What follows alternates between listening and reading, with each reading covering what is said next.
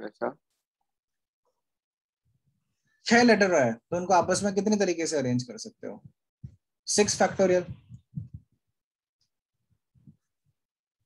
Theorem 1 ना, theorem 1 क्या कहता है कि अगर हमारे पास n लेटर्स है तो इन n लेटर्स को आपस में कितने तरीके से अरेंज कर सकते हो? n factorial. तो वैसे ही 6 लेटर है तो इनको आपस में कितने तरीके से अरेंज कर सकते हो? 6 फैक्टोरियल। क्लियर है ये? हमने जो एफपीएम से किया था, एफपीएम से हम लोग कैसे करते थे ये सवाल? 6 प्लेसेस बना लो, तो पहली प्लेस को फिल करने का 6 तरीका, दूसरी प्लेस को फिल करने का 5, फिर 4, फिर 3, फिर 2, फिर 1। तो ये 6 फैक्टोरियल तरीका हो गया। तो अब अपने को डायरेक्ट रिजल्ट याद होना चाहिए। अगर 6 लेटर्स है मतलब 6 डिस्टिंक्ट चीज है, उनको आपस में अरेंज करने का तरीका कितना होता है? 6 फैक्टोरियल। नेक्स्ट सवाल, how many 3 letter words can B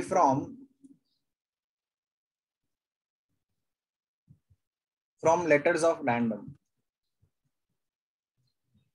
ठीक है, रैंडम के लेटर से कितने 3 लेटर वर्ड बना सकता हूं? तो ये 6C3 होगा। यहाँ पे देखो, ऐसे सवाल में क्या करो, क्वेश्चन को ब्रेक करो। सबसे पहले तो 3 लेटर वर्ड बनाना है तो मुझे 3 लेटर चूज करने पड़ेंगे।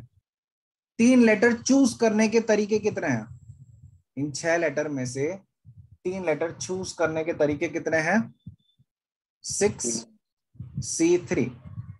ठीक है, लेट्स से कि मैंने 3 लेटर चूज किए, ए एंड डी, ये 3 लेटर मैंने चूज किए।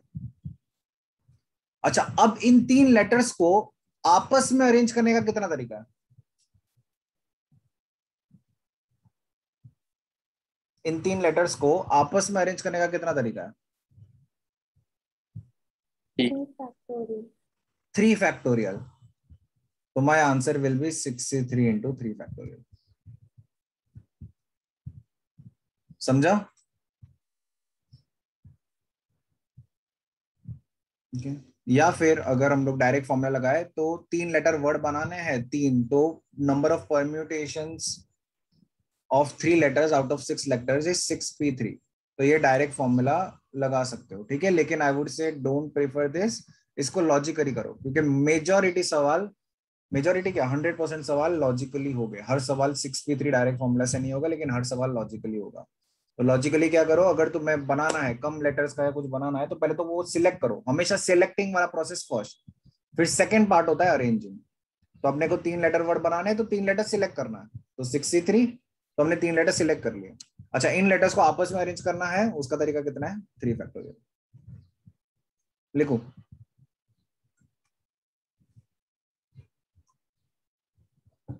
आपने परम्यूटेशन बोले थे, फिर वो अरेंजिंग और कॉम्बिनेशन है क्या? आपने क्या लिखा था वहां पर? कहाँ पे? आई थिंक थ्योरम 3 के ऊपर आपने परम्यूटेशन करके लिखा था ना कि permutation is arranging and combination, कुछ वैसा लिखा था ना। सेलेक्टिंग एंड अरेंजिंग, ठीक है। Selecting and arranging, combination is just selecting. Permutation is selecting and arranging, combination is just selecting.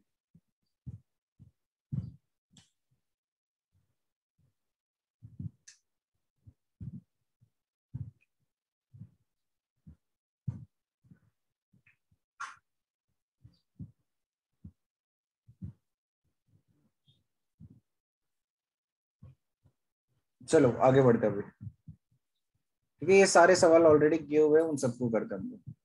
The letters of the word Delhi can be arranged such that vowels occupy even places.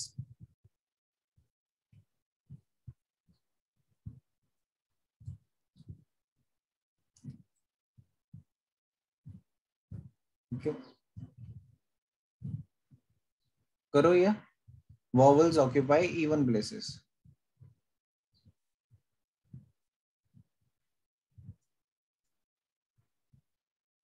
Easy है, देखो कैसे करोगे।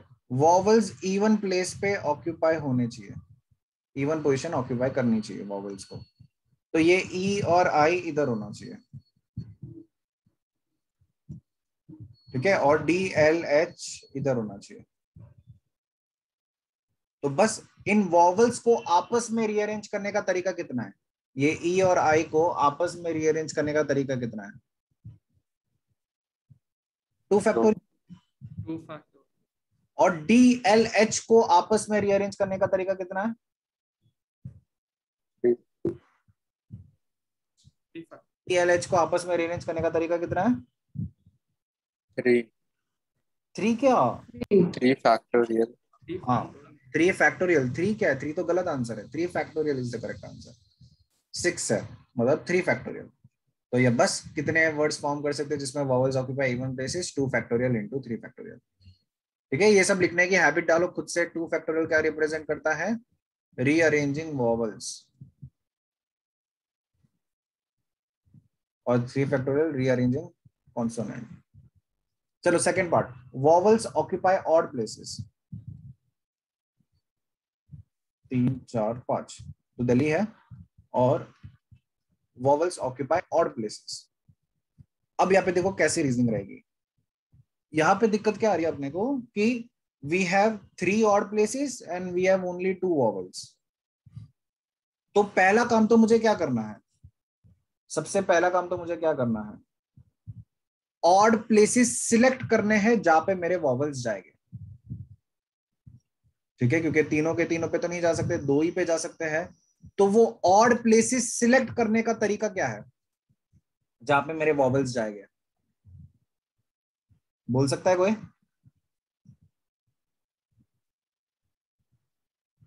वो odd places select करने का तरीका क्या है जहां पे मेरे वॉवल्स जाएंगे?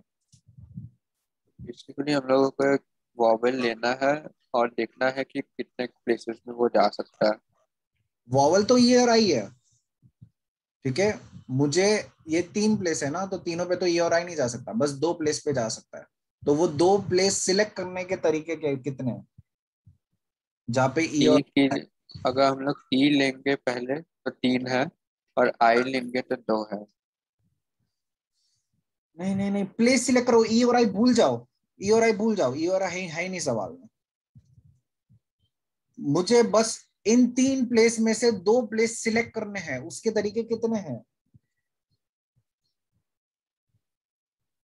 इन 3 प्लेस में से 2 प्लेस सिलेक्ट करने हैं, उसके तरीके कितने हैं? बस इतना सिंपल सा सवाल है।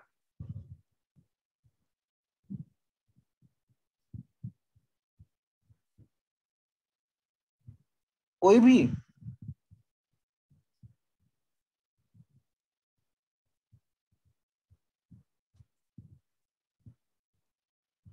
कोई भी नहीं पूरे क्लास में?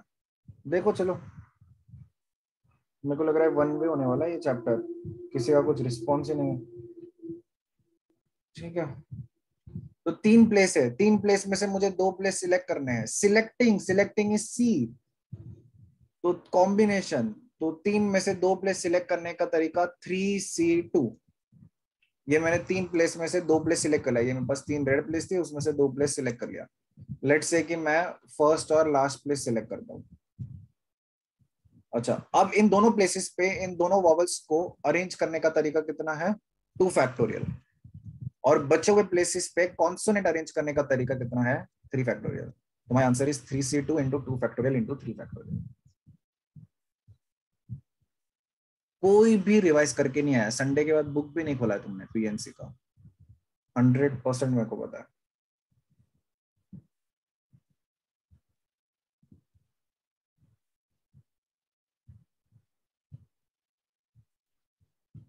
कुछ भी नहीं, पीएनसी का पूरा क्या था, थियरम 1 2 3 क्या होता है, कुछ नहीं पता।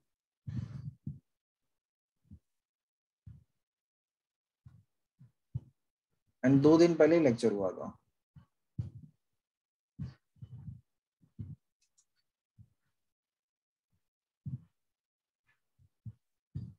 हाँ, तो फिर से रिपीट कर रहा हूँ, DELHI है। मेरे पास 3 ऑड प्लेसेस हैं, मुझे 2 वॉवल्स भरने हैं इन 3 ऑड प्लेसेस पे। तो सबसे पहले मैं क्या करूंगा? 2 प्लेस सिलेक्ट करूंगा। तो सिलेक्ट करने का तरीका क्या है? n प्लेस में से r प्लेस सिलेक्ट करने का, n चीजों में से r चीजें सिलेक्ट करने का तरीका NCR होता है। तो 3 प्लेस में से 2 प्लेस सिलेक्ट करने का तरीका 3C2। अच्छा अभी अरेंज भी करना है, तो इन दो प्लेस पे वॉवल अरेंज करने हैं, उसका तरीका 2 फैक्टोरियल, और बचे हुए 3 प्लेस पे कॉन्सोनेंट अरेंज करने हैं, उनका तरीका 3 फैक्टोरियल। तो this is my answer. Easily verify कर सकते हो। ये सेम सवाल हम लोग ने लास्ट टू लास्ट लेक्चर में किया था, फंडामेंटल प्रिंसिपल ऑफ मल्टीप्लिकेशन में, या फिर लास्ट लेक्चर में किया था, लास्ट लेक्चर में किया था शायद से, एफपीएम में किया था, तो वो देख लो, सेम आंसर आया था अपना, बस वो अलग तरीके से किया था, ये अलग तरीके से किया। लिखो 3C2 is,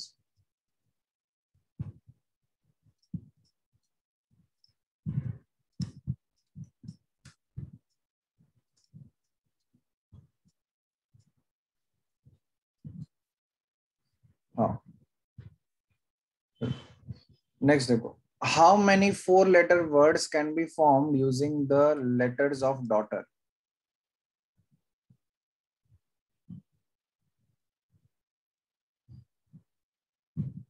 how many 4 letter words can be formed using letters of daughter. कोई बोल सकता है इसका आंसर क्या होगा? ये तो इजी है, कर चुके हैं, सिर्फ इतना सवाल है। 4 letter वर्ड बनाना है डॉटर के हेल्प से, डॉटर के लेटर्स के हेल्प से।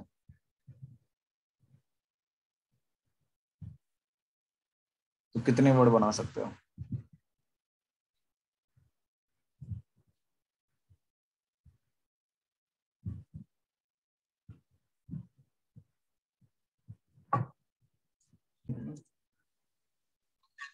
मुझे 4 letter वर्ड बनाने के लिए और 3 letters चाहिए, तो वो 3 letters सिलेक्ट करने के कितने तरीके हैं? क्या कोई बोल सकता है सोच के? जो बचे हुए 3 letters है वो सिलेक्ट करने के कितने तरीके हैं? 8C3 7C3 7C3 7C3 perfect, क्योंकि एक लेटर तो जी है ही है। ठीक है, जी तो मैंने रख ही लिया, अपने उसमें रख ही लिया, क्योंकि जी तो चाहिए ही था मुझे। तो बचे हुए 3 letter सिलेक्ट करने हैं, तो बचे हुए 3 letter सिलेक्ट करने का तरीका कितना है? 7 letter में से 3 letter सिलेक्ट करना है, 7C3। लेट्स से कि मैंने AHT सिलेक्ट कर लिया, बचे हुए 3 letters। अब मेरे पास टोटल 4 letters आ गए, तो अब अरेंजमेंट की बारी है, सिलेक्टिंग वाला पार्ट हो गया। तो इन 4 letters को आपस में अरेंज करने का तरीका कितना है? 4 तो answer is 7C3 into 4 factorial.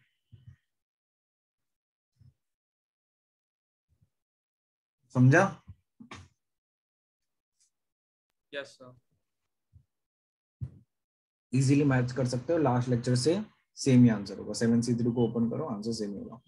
लेकिन ये सब फिर से लिखो, what is 7C3, what is 4 factorial, अपने वर्ड्स में लिखो इन सबको।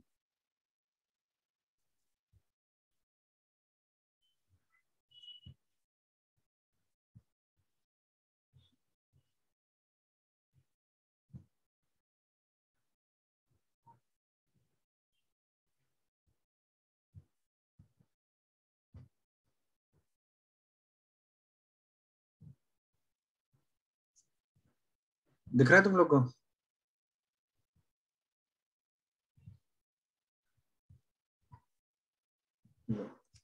नेक्स्ट सवाल देखो, इंपॉर्टेंट सवाल है, इजी सवाल है।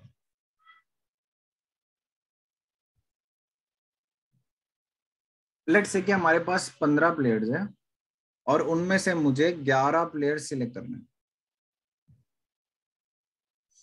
ठीक है, 15 प्लेयर्स में से मुझे 11 प्लेयर्स सिलेक्ट करने हैं।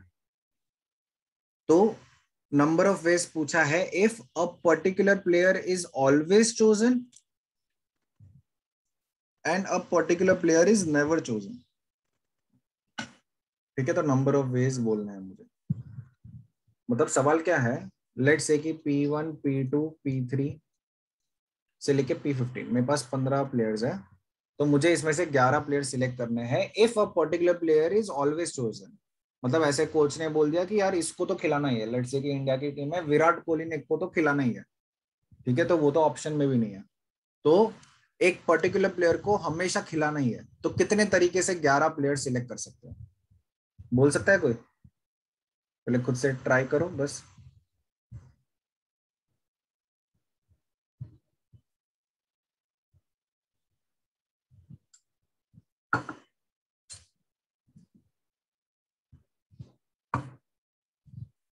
एकदम लॉजिकल है। देखो इधर। So can I try the first one? हाँ बोलो। Is it 14C 10 into 11 factorial? नहीं, इट इज ओनली 14C10। अभी ये अरेंज क्यों करना है तुम्हें? तुम्हें बस एक टीम सिलेक्ट करनी है ना, इनको अरेंज क्यों करना है तुम्हें?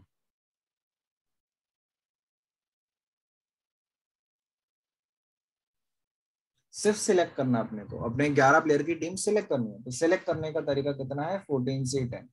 अगर इन 11 प्लेयर्स को अरेंज करना है आपस में तो फिर 11 फैक्टर में मल्टीप्लाई करोगे, लेकिन आपस में अरेंज नहीं करना है तो बस सिर्फ 14C10। 14C10 कैसे आया? सिंपल से लॉजिक है। बोलना चाहते हो लॉजिक क्या है 14C10 का? Yes, sir. बोलो। So one player is always chosen. So there's one position less, which is why 10 is R. And you also have like one player less to choose from because that's definite. So it becomes 14. Yes correct. ठीक है, तो you have to select total 11 players. Let's say कि हमारी team में 11 slots है, we have to select 11 players 3 4 5 6। और मुझे let's say कि कोच ने बोला कि यार अपनी टीम में तू प्लेयर 1 को तो रख ही रख। तो मैं क्या करूंगा? प्लेयर 1 को बोलूंगा चल तू तो टीम में है ही है, इसको मैंने रख दिया प्लेयर 1 को टीम में। अब मुझे टीम में और कितने प्लेयर सिलेक्ट करने बचे? 10 प्लेयर्स और सिलेक्ट करने हैं। और कितने प्लेयर्स में से 10 प्लेयर्स सिलेक्ट करने हैं? क्या 14 प्लेयर्स में से 10 प्लेयर्स सिलेक्ट करने हैं? तो 14 प्लेयर्स में से 10 प्लेयर्स सिलेक्ट करने का तरीका कितना है? 14C10। समझा ये? Yes, sir. ठीक है। Next part, a particular player is never chosen. ठीक है, एक प्लेयर को तो खिलाना ही नहीं है। लेट्स से कि उसका सबसे लड़ाई होता है तो उसको तो खिलाना ही नहीं है वैसा। तो कितने तरीके से हम 11 लोगों की टीम बना सकते हैं? क्या बोलो? Can I answer? हाँ yes. It will be 14C11. Perfect. क्या लॉजिक है? Since one player does not have to be chosen, so there are 14 to choose from, but we still need 11 players. So among yes them, exactly one player is never chosen. ठीक है, तो you have only 14 players to choose from. तो number of ways to select 11 players out of 14 players is 14C11। समझा ये सबको?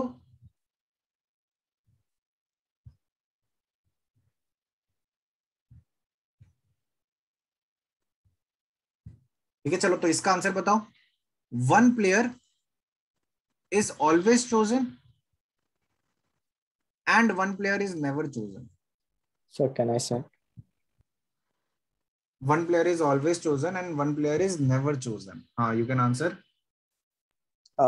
Is it 13C10? 13C10। किसी को इसमें डाउट है? एक प्लेयर को हमेशा हम लोग को सिलेक्ट करना है। लेट्स से कि P1 is that player which is always chosen. तो हम क्या करते हैं? P1 को अपनी टीम में बिठा देते हैं। ठीक है, and one player is never chosen. Let's say कि P2 इज दैट प्लेयर जिसको चूज ही नहीं करना है। ठीक है, तो उसको तो मैंने क्रॉस मार दिया कि हाँ तू है ही नहीं, तू मेरे लिए है ही नहीं कुछ। तो बस now we have to choose 10 more players to make a team out of 13 players. तो choosing 10 players out of 13 players is 13C10। समझा ये?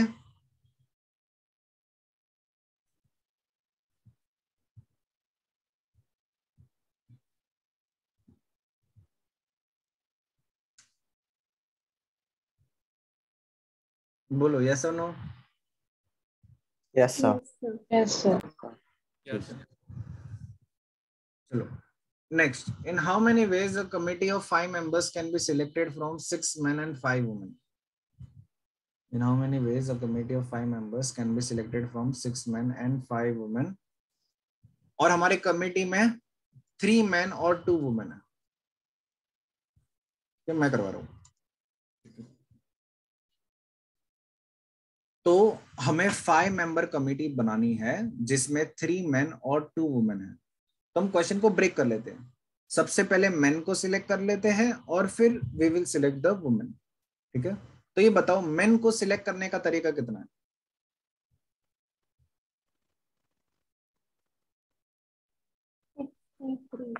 Six. 5C3. 6C3, there are 6 men and 5 women। तो मेन को सिलेक्ट करने का तरीका कितना है? 3, वी नीड 3 men ना, तो 6C3, 6 मैन है उसमें से 3 मैन सिलेक्ट करना है तो 6C3। अच्छा, what are the number of ways of selecting the women? 5C2. 5C2। अच्छा, कमिटी बनाने के लिए do I have to select both man and women, या दोनों में से किसी एक को सिलेक्ट कर लूंगा तो 5 मेंबर कमिटी बन जाएगी? Both. तो बोथ, तो मल्टीप्लाई करूंगा या ऐड करूंगा? Add. Add. Multiply ना, because both will be necessary together. हाँ, मल्टीप्लाई करोगे।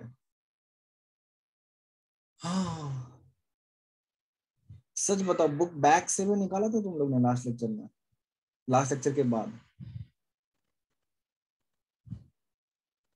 सच बताना एकदम। सर आपका क्वेश्चन क्या था? मेरा क्वेश्चन क्या था? अच्छा, ये तो अलग। मेरा क्वेश्चन था कि हम मल्टीप्लाई करेंगे या ऐड करेंगे? नो मल्टीप्लिकेशन, क्योंकि सब जॉब्स इधर सब करना है तो अनटू हाँ, can you be a little louder? नहीं, सारे टास्क मतलब ऐसा है ना, सब जॉब करना है तो उसके मल्टीप्लाई वो एक दूसरे के हाँ, मुझे 5 मेंबर कमेटी बनानी है तो सिर्फ 3 मैन सिलेक्ट करूंगा तो 5 मेंबर कमेटी बन जाएगी मेरी।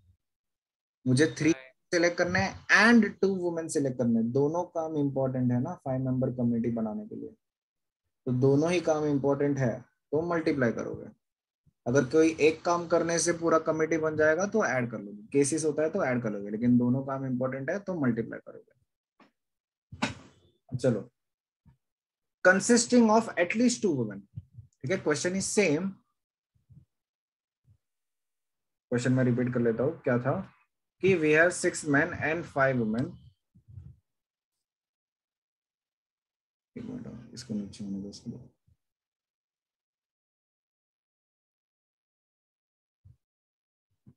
We have 6 men and 5 women and we need to form a 5-member committee which consists of at least 2 women।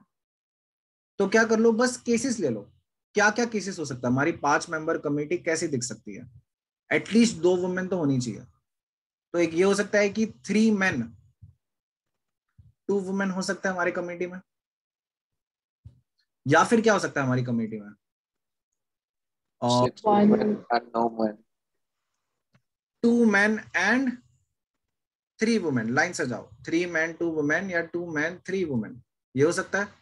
या फिर 1 man, 4 women. 1 man 4 वुमेन, या फिर Five No man, women. 5 women. All 5 are women. तो बस यही सारी possibility हो सकती है, तो बस हर एक का आंसर लिख लेता हूं। तो 3 men 2 वुमेन, ऐसी कितनी कमेटी बन सकती है बोलो?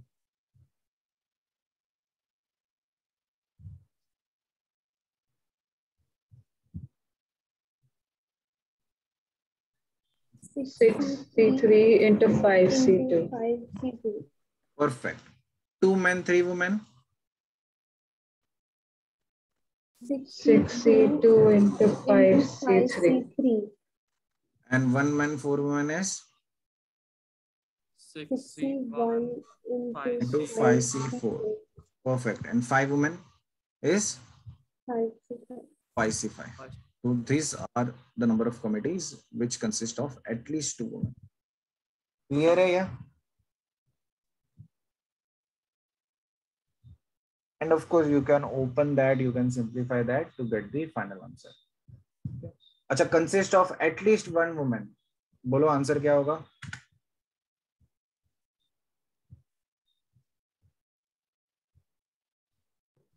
Plus 6C4 and 5C1. Perfect. Added to the previous answer. ऊपर वाला ही सेम है, बस एक और केस ऐड कर लो, एटलीस्ट 1 वुमेन चाहिए ना, तो 4 men and 1 woman, क्या ये भी चलेगा?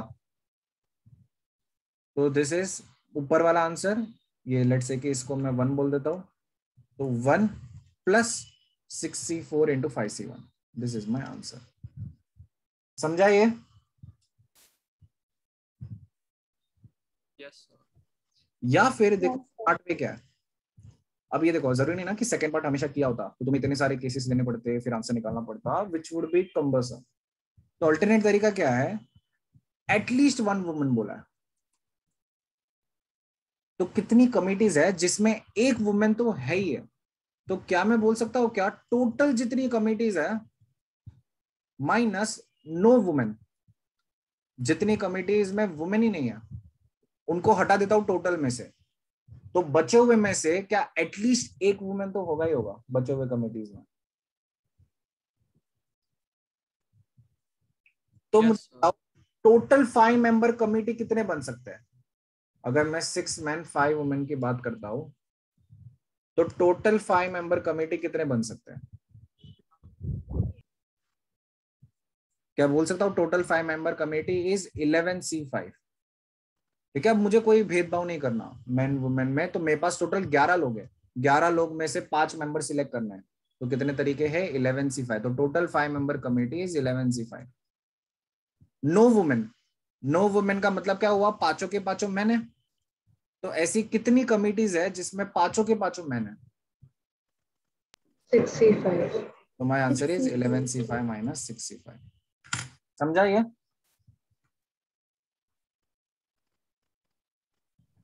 yes sir. Yes, sir. Both will come out to be the same. लिखो.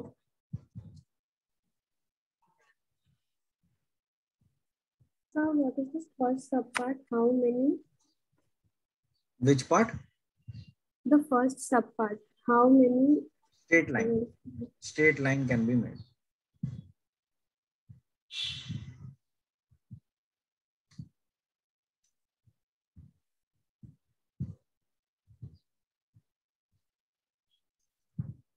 So they have said that there are n points on a circle.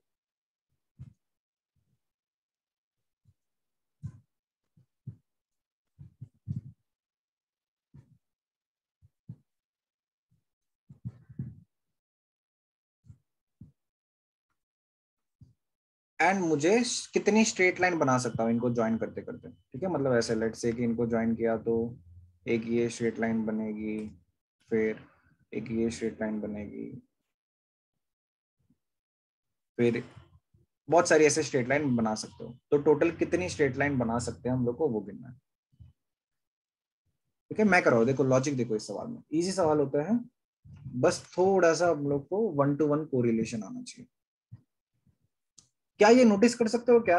एक स्ट्रेट लाइन हमेशा 2 पॉइंट से पास होगी.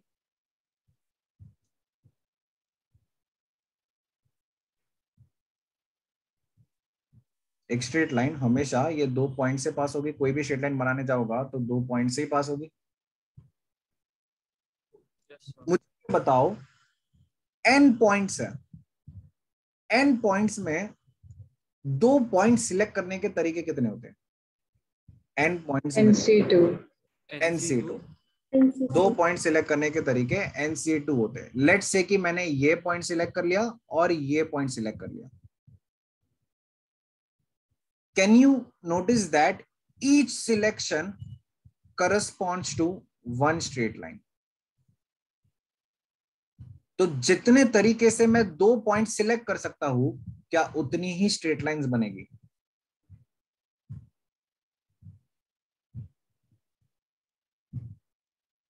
Yes.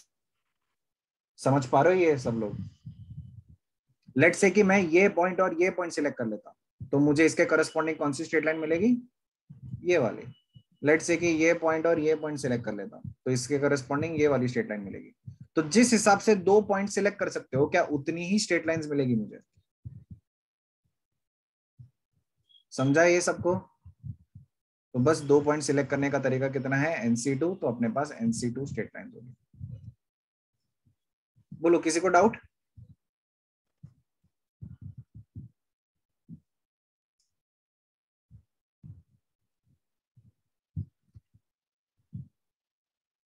बोलो यस और नो, जो भी होता है तुम क्लियर करो. डाउट है तो डाउट बोलो, समझा तो यस बोलो। No, sir, not in the first one. हाँ, नहीं समझा? No, sir, no doubt in the first अच्छा, one. No doubt. बाकी सबको Understood. No doubt sir. No doubt. Okay cool. No तो doubt, sir. मुझे सेकंड पार्ट का आंसर बोलो फटाफट, सिमिलर लॉजिक से। कितने? NC3. Perfect, NC3। ठीक है, तो कितने ट्राइंगल बन सकते हैं? NC3। मतलब एक ट्राइंगल बनाने के लिए मुझे कितने पॉइंट्स चाहिए? 3 पॉइंट्स चाहिए। लेट्स से कि मैंने ये 3 पॉइंट सेलेक्ट किया, तो this 3 point will correspond to one triangle. So total number of ways of selecting 3 points is the total number of triangles. The total number of triangles is NC3. Now third part is slightly interesting. Third part में इन्होंने क्या बोला है कि these end points are joined together to make a polygon. इनको मैंने join किया है एंड पॉइंट्स को एक पॉलीगॉन बनाने के लिए।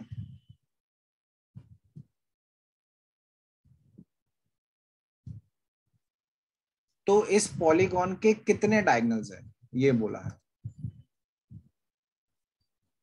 इस पॉलीगॉन के कितने डायगोनल्स हैं मुझे ये बताओ। पहले तो इसका आंसर बताओ। इस पॉलीगॉन में अगर मैं 2 वर्टाइसेस को ज्वाइन करता हूं तो टोटल कितनी स्ट्रेट लाइंस मिलेगी? n/2। नहीं, n/2 नहीं, 2 वर्टाइसेस को, कोई भी 2 वर्टाइसेस को ज्वाइन कर रहा हो तो टोटल कितनी स्ट्रेट लाइन? हाँ, 1 straight line। नहीं, अरे कोई भी 2 वर्टाइसेस को ज्वाइन कर रहा हूं। लेट्स से कि मैं इसको और इसको ज्वाइन कर रहा हूं या फिर इसको For और 8 straight lines. हाँ 8 straight lines. कोई भी 2 एडजेसेंट 2 वर्टाइसेस नहीं बोल रहा हूं मैं, कोई भी 2 वर्टाइसेस को ज्वाइन कर रहा हूं, कोई भी 2 वर्टाइसेस को ज्वाइन कर रहा हूं। You get 1 line if you join 2 vertices। हाँ, तो कितनी स्ट्रेट लाइन मिलेगी टोटल? NC2। हाँ, फर्स्ट पार्ट का आंसर यार, फर्स्ट पार्ट वही तो है। फर्स्ट पार्ट ही तो किया हम लोग ने। कितनी स्ट्रेट लाइंस मिल सकती है अगर मैं इनको आपस में ज्वाइन करता हूं तो? NC2 स्ट्रेट लाइन मिल सकती है। यहां तक समझा? तो अगर मैं कोई भी 2 वर्टाइसेस को ज्वाइन करता हूं तो NC2 स्ट्रेट लाइन मिलेगी। ठीक है, now which are this NC2 straight line? Let's say कि मैं इस वर्टेक्स को एंड इस वर्टेक्स को ज्वाइन करता हूं तो मुझे ये वाली स्ट्रेट लाइन मिलेगी। ठीक है, इस वर्टेक्स को एंड इस वर्टेक्स को ज्वाइन करता हूं, लेट्स से कि 1 2 नहीं, अभी 1 3 को ज्वाइन करता हूं तो मुझे ये वाली स्ट्रेट लाइन मिलेगी। फिर किसी और को ज्वाइन कर लिया तो कोई और स्ट्रेट लाइन मिलेगी। अच्छा, अगर मैं 1 और लेट्स से कि 4 को ज्वाइन करता हूं, इसको भी ज्वाइन कर सकता हूं ना, तो मुझे कौन सी स्ट्रेट लाइन मिलेगी? ये वाली स्ट्रेट लाइन मिलेगी। तो क्या ये नोटिस कर सकते हो क्या? Every straight line represents a diagonal except if that straight line is a side. बाकी जो भी स्ट्रेट लाइन बना पा रहे हैं हम लोग वर्टाइसेस को ज्वाइन करके, वो डायगोनली है। सारी की सारी स्ट्रेट लाइन क्या है? डायगोनली है, एक्सेप्ट जब वो स्ट्रेट लाइन क्या हो जाती है? साइड्स रिप्रेजेंट करती है, साइड्स बन जाती है। एडजेसेंट पॉइंट को सिलेक्ट करता हूं तो मुझे साइड मिलेगा। तो उनको छोड़ के बाकी सारी स्ट्रेट लाइन क्या डायगोनल्स ही होगी?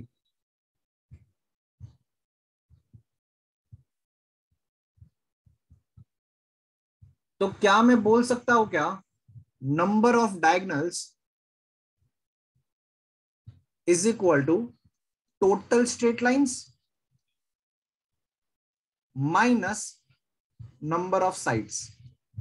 मैं टोटल जितनी स्ट्रेट लाइन बना सकता हूं वर्टाइसेस को ज्वाइन करके वो मैं गिन लेता हूं, दैट इज NC2, माइनस उनमें से कितने साइड्स बनते हैं वो हटा देता हूं, तो बचे हुए तो डायगोनल्स ही बनेंगे। अच्छा, ये n साइडेड पॉलीगॉन है, तो n साइडेड पॉलीगॉन है तो इसके कितने साइड्स होते हैं?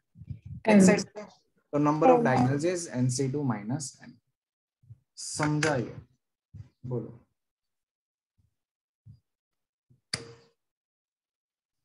यस और नो? Yes. यस Yes, सर। sir। Yes, Yes, sir. Good. ये लिखो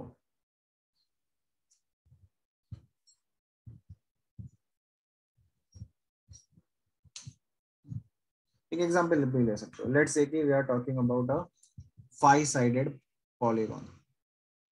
ठीक है, तो लॉजिक के हिसाब से टोटल स्ट्रेट लाइन कितनी बन सकती है? 5 वर्टिसेस में से 2 सिलेक्ट कर लो तो 5c2. अच्छा, माइनस कितने साइड्स होते हैं? 5. तो यहाँ से कितना होता है? 5c2 is 5 factorial y 3 factorial 2 factorial minus 5. तो 5 factorial by 3 factorial is 5 4 20 20 by 2 यानी 10 माइनस 5 यानी 5 डायगोनल्स हो सकते हैं. तो एक पेंटागन के 5 डायगोनल्स होते हैं. लेट्स वेरीफाई पेंटागन के 5 डायगोनल्स होते हैं कि नहीं होते. ठीक है, गिनते हैं डायगोनल्स क्या क्या हो सकते हैं. चलो मैं वर्टिसेस को नाम बोलता हूँ, डायगोनल्स बताओ क्या क्या हो गए. इनको ज्वाइन 1 करो. 3 2 4 1 3 3 5 5 2 4 1. 1 3 फिर 2 4 2 4 3 5 E5 हाँ 4 1 4 1 and 2. And and 2 2. 5. तो ये कितने डायगोनल्स है? 5 डायगोनल्स है. समझा?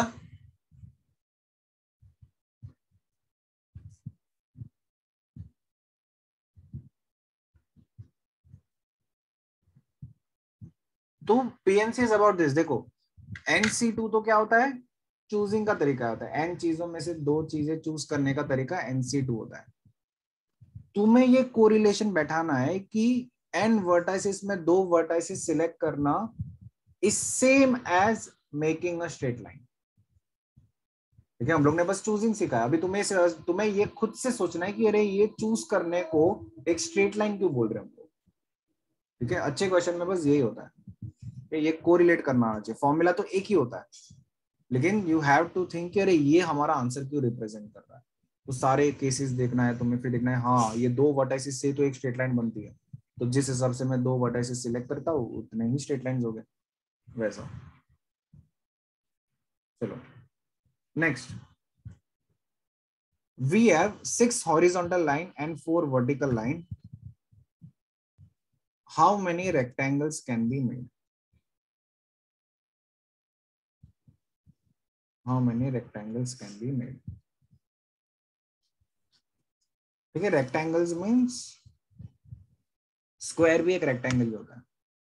ठीक है, तो कितने टोटल मतलब सब कुछ गिना के कितने रेक्टेंगल्स बना सकते हो? मैं करवा रहा हूं, देखो.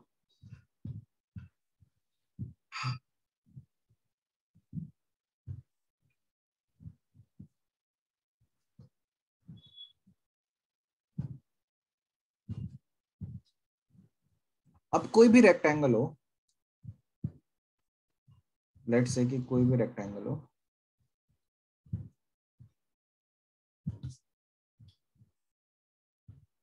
मैं इसको ऐसे कन्वेंशन बुला रहा हूं. ठीक है, इनको मैं बोल रहा हूं रेक्टेंगल्स के लेग्स. ठीक है, रेक्टेंगल्स के लेग्स बोल रहा हूं इनको मैं. These are the legs. ठीक है, और इनको मैं रेक्टेंगल के बेस बोल रहा हूँ. ठीक है, ऐसे ही, ताकि अभी ये समझ जाए तुम लोग को जो मैं लैंग्वेज यूज कर रहा हूँ. इनको लेग्स बोल रहा हूँ और इनको बेस बोल रहा हूँ. तो क्या मैं बोल सकता हूँ क्या, कोई भी रेक्टेंगल बनाने के लिए मुझे उसके लेग्स सिलेक्ट करने हैं और उसके बेस सिलेक्ट करने हैं. 2 लेग्स सिलेक्ट करने हैं और 2 बेस सिलेक्ट करने हैं, तो क्या एक रेक्टेंगल बनेगा? लेट्स से कि मैंने ये और ये रेक्टेंगल का लेग सिलेक्ट किया. ठीक है, फर्स्ट एंड थर्ड रेक्टेंगल का लेग सिलेक्ट किया. These are the legs of the rectangle. And let's say कि मैंने इसको और इसको रेक्टेंगल का बेस सिलेक्ट किया. तो क्या ये वाला रेक्टेंगल मिलेगा मुझे?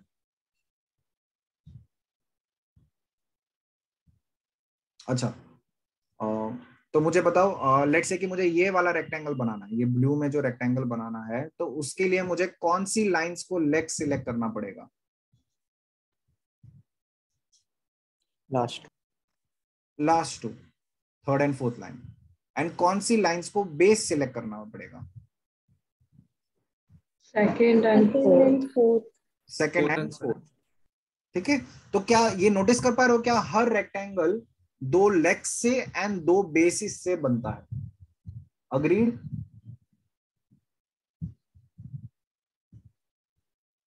तो बस जिस हिसाब से हम लोग रेक्टेंगल के लेग्स एंड बेसिस सिलेक्ट कर सकते हैं, क्या उतने ही रेक्टेंगल्स बनेंगे?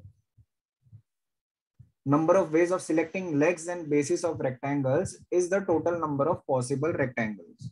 ठीक है, तो ये बताओ रेक्टेंगल्स के लेग्स सिलेक्ट करने के कितने तरीके हैं? What are the ways or what are the number of ways of selecting the legs of the rectangle? 4C2. 4C2. 4C2, perfect. And what are the number of ways of selecting the base of the rectangle? 6C2. अच्छा, क्या rectangle बनाने के लिए मुझे दोनों को select करना है या दोनों में से किसी एक को सिलेक्ट करना है? Both. दोनों को। लेग्स भी डिसाइड करना है, बेस भी डिसाइड करना है, तो मल्टीप्लाई करूंगा, तो total rectangle is 4C2 into 6C2। सबको समझा ये लॉजिक?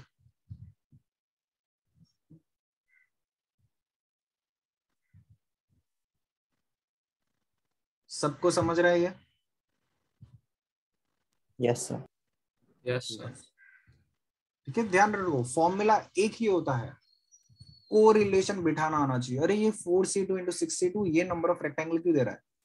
तो मैंने सोचा बेसिस सिलेक्ट करना और लेग सिलेक्ट करना नंबर ऑफ रेक्टेंगल्स क्यों दे रहा है, क्योंकि वही दो लेग्स और दो बेसिस, मतलब ये सब तुम्हें रिलेट करना आना चाहिए बस। Number of ways of selecting legs और number of ways of selecting base. जैसे अगर ये देखते हो, क्यों देखो ये मेथड हेल्पफुल क्यों है, क्योंकि ये तो बहुत ऐसे गिनने तो नहीं बैठ सकता। तो मैं छोटा सा भी एग्जांपल लेता हूँ, लेट्स से कि इतना छोटा सा एग्जांपल ले लिया, 3 हॉरिजॉन्टल लाइन और 3 वर्टिकल लाइन। क्या कितने रेक्टेंगल है गिन सकते हो? क्या ये होता है ना बचपन में ऐसे करते सवाल है, एनालिटिकल सवाल, कितने रेक्टेंगल्स है गिन सकते हो टोटल रेक्टेंगल? 7. Wait, no, 9. क्या ऐसे गिनो, गिनती से करो जो हम लोग बचपन में करते थे। एक तो ये वाला स्मॉल स्क्वायर, फिर ऐसे 4 रेक्टेंगल हो गए, 1 2 3 4, ठीक है 4 रेक्टेंगल। अब लेट्स से कि ये वाला 5 रेक्टेंगल, फिर 6 रेक्टेंगल, ये हॉरिजॉन्टल किए मैंने, फिर वर्टिकल किए और फिर वर्टिकल दूसरा वाला, तो टोटल 8 रेक्टेंगल हो गए। और एक बड़ा वाला, सबसे बड़ा वाला हो गया, तो टोटल कितने रेक्टेंगल हो गए? 9 रेक्टेंगल हो गए। तो ऐसे गिनना पड़ता है, इसमें भी मिस्टेक्स हो सकती है, बस सबसे छोटा वाला केस में। अब सोचो ये लॉजिक लगाओ, लेग सिलेक्ट करो, तो लेग सिलेक्ट करने का 3C2 तरीका, बेस सिलेक्ट करने का भी 3C2 तरीका, यानी 3 into 3 यानी 9 रेक्टेंगल। सीधा समझा सबको ये?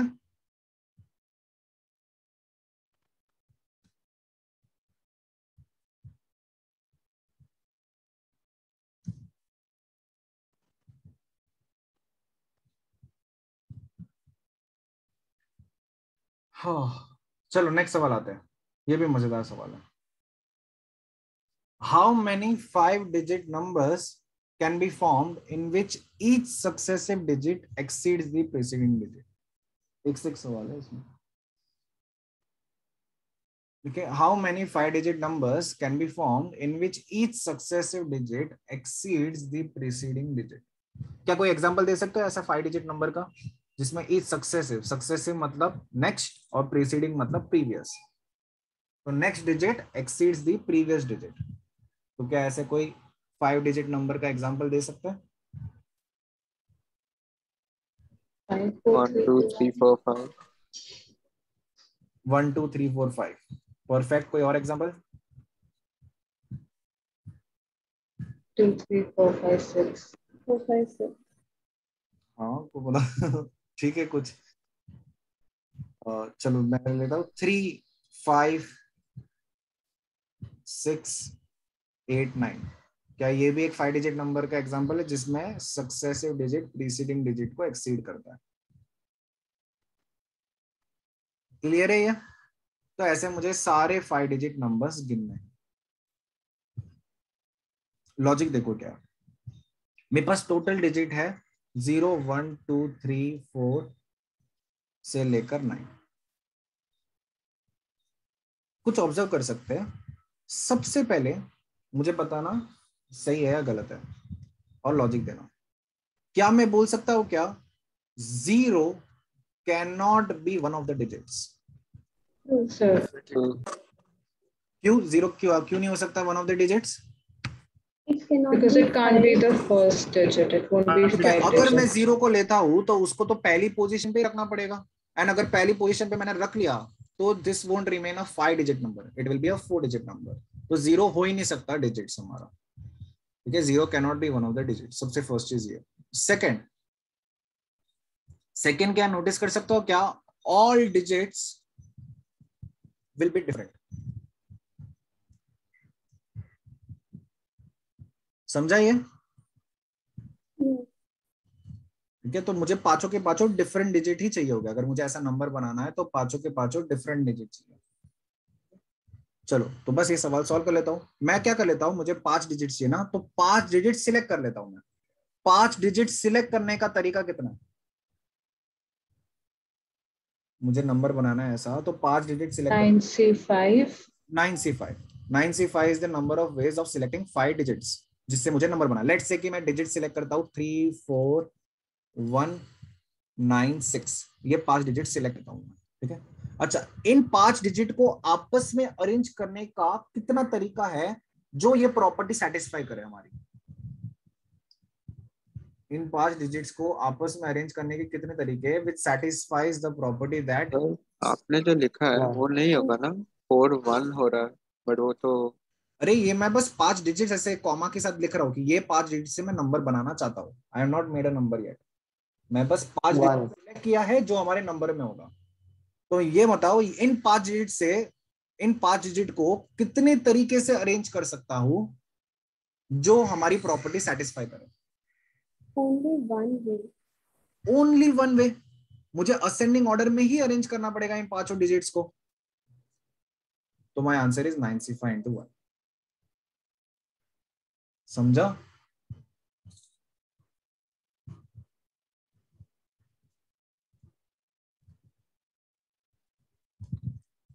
बोलो, किसी को डाउट है ये इसमें?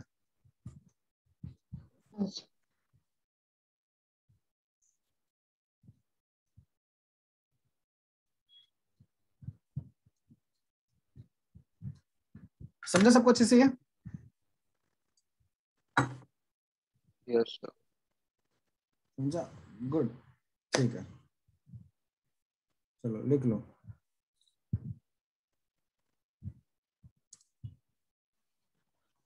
ठीक है, ये एकदम स्टैंडर्ड सवाल होते हैं, इसमें हम लोग को मेथड पूरा रटा हुआ होना चाहिए कैसे करना है, मैं करवा रहा हूँ। तो हमें क्या करना है, 6 बॉयज एंड 7 गर्ल्स को एक रो में अरेंज करना है such that no 2 boys are together, मतलब बॉयज आपस में सेपरेटेड है। तो क्या करो, इन 6 बॉयज को साइड में रख दो कहीं पे। ये जो भी 6 बॉयज है ना, उनको साइड में रख दो कहीं पे। उनको बोलो कि जहाँ पे उधर जाके खड़े हो कोने में जाके, और इन गर्ल्स को गैप के साथ खड़ा करो। ठीक है, इन गर्ल्स को मैंने बोला कि स्टैंड हो जाओ एंड एक आर्म के डिस्टेंस के ऊपर ऐसा गैप के साथ खड़े रखो इन गर्ल्स को। जी जी जी जी जी जी 1 2 3 4 5 6 7, इन 7 गर्ल्स को खड़े रखा। अच्छा, अब ये बताओ इन 7 गर्ल्स को अरेंज करने का कितना तरीका है? आपस में अरेंज करने का तरीका कितना है?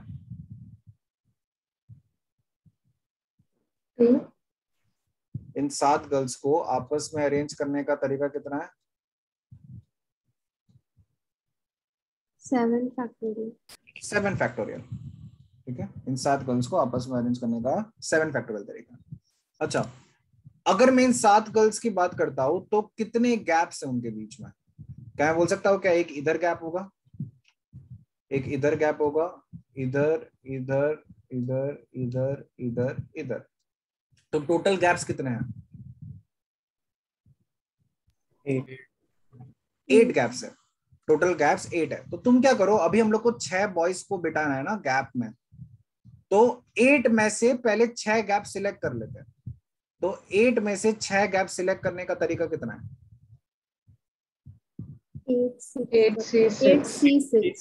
8C6। अच्छा, अब उन गैप्स में बॉयज को भी मैं आपस में रीअरेंज कर सकता हूँ, तो उन बॉयज को आपस में रीअरेंज करने का तरीका कितना है? 6 factorial. 6 factorial. This is my answer. Fix method है, एकदम फिक्स मेथड है। सबसे फर्स्ट चीज क्या करो, गर्ल्स को गैप में खड़ा रख लो, उनको आपस में रीअरेंज करना है, रीअरेंज कर लो, ठीक है।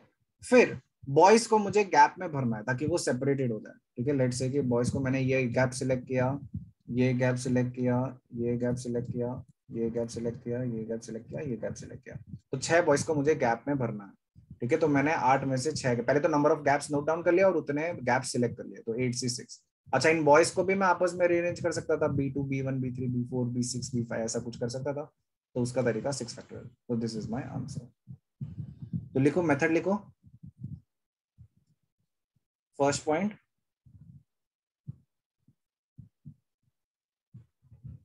keep the boys aside, keep the boys aside, that is, do not consider things which are to be separated, do not consider things which are to be separated।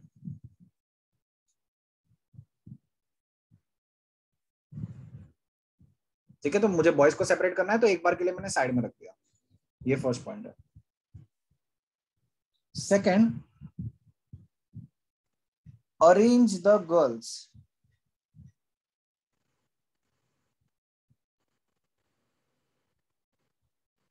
arrange the girls, that is arrange the leftover things, that is arrange the leftover things, and note the number of gaps, and note the number of gaps।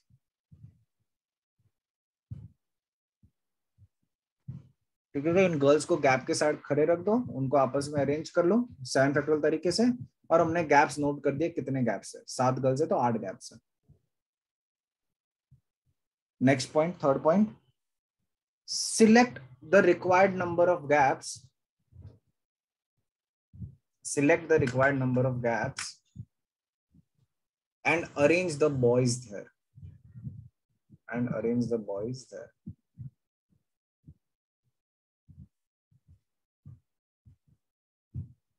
ठीक है, तो this is gap method. सबको समझा क्या करना है? सबसे पहले जिनको सेपरेट करना है उनको साइड में रख दो, बचे हुए को गैप के साथ कर दो, उनको अरेंज करो आपस में, गैप नोट डाउन कर लो, गैप में से सिलेक्ट कर लो कितने को भरना है मुझे, और उनको भी आपस में अरेंज करो। क्लियर है ये सबको? Yes, sir. Now second part, all boys are together. ठीक है, ऑल बॉयज आर टुगेदर, इसको हम कहेंगे रोप मेथड।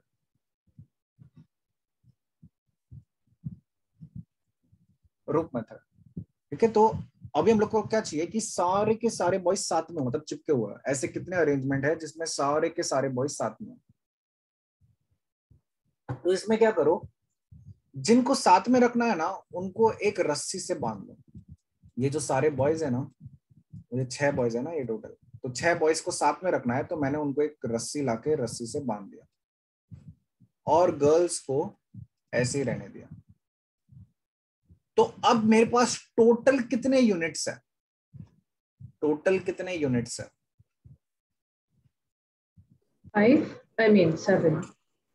8 यूनिट्स। ये 7 गर्ल्स है और एक बॉयज का एक पूरा झुंड है, इनको रस्सी से जो बांधा है। ये एक यूनिट की तरह ट्रीट करूंगा, और ये 7 यूनिट अलग अलग है, इंडिपेंडेंट यूनिट। और टोटल कितने यूनिट्स है? क्या 8 यूनिट्स टोटल है?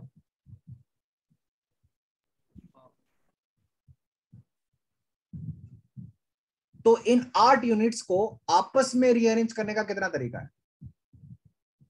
इसको एक यूनिट की तरह ट्रीट करो।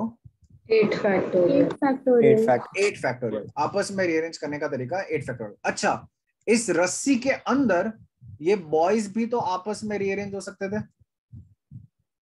रस्सी के अंदर ये बॉयज का भी तो अरेंजमेंट पॉसिबल हो सकता था। तो ये बॉयज कितने तरीके से अरेंज हो सकते थे?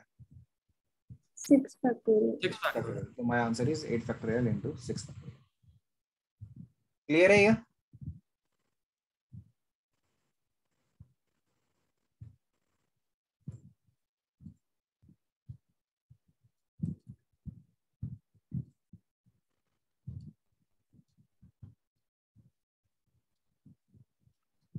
8 फैक्टोरियल क्या है? Number of ways of to arrange one unit of boys and 7 girls.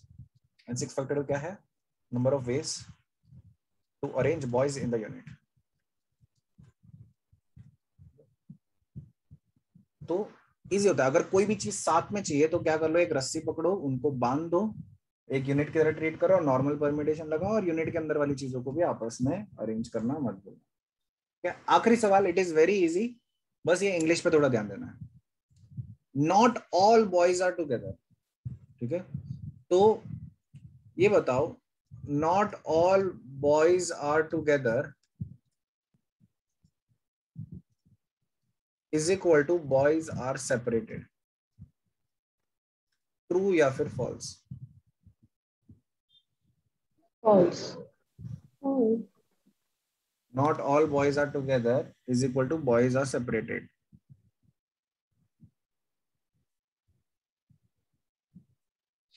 all boys are not together, but some can be together.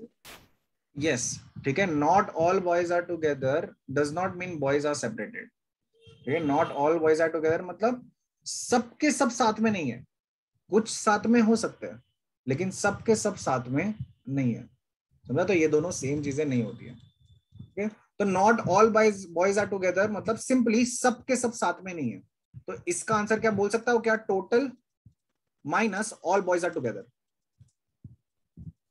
ऐसे तरीके देख लेता हूं जिसमें सबके सब बॉयज साथ में है, उसको टोटल में से सबट्रैक्ट कर लेता हूं. तो बचे हुए में से कोई ना कोई तो सेपरेटेड होगा ही होगा. At least one is separated. समझा? तो बस टोटल तरीका कितना है इन गर्ल्स और बॉयज को रीअरेंज करने का? टोटल तरीका कितना है? 6 गर्ल्स और 7 गर्ल्स और 6 बॉयज है. तो टोटल रीअरेंजमेंट के तरीके 13 factorial. 13 factorial. 13 factorial. Perfect. And all boys are together, इसका तरीका क्या है? ये तो क्या सेकंड पार्ट का आंसर है. रूप मेथड 8 फैक्टोरियल इंटू 6 फैक्टोरियल. तो दिस इज माय आंसर. समझा ये?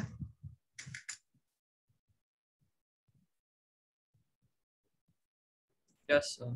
ठीक है, तो Yes, बस sir. ये क्वेश्चन कुछ सीखने को नहीं मिला, लेकिन बस इसमें इंग्लिश में करना है. कभी भी ऐसा बोला है not all boys are together, तो उसको ये नहीं समझना है कि बॉयज आर सेपरेटेड.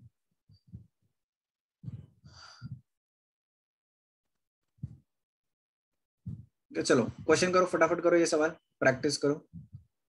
एकदम स्ट्रेट फॉरवर्ड है, जो हम लोग ने सीखा है वही है.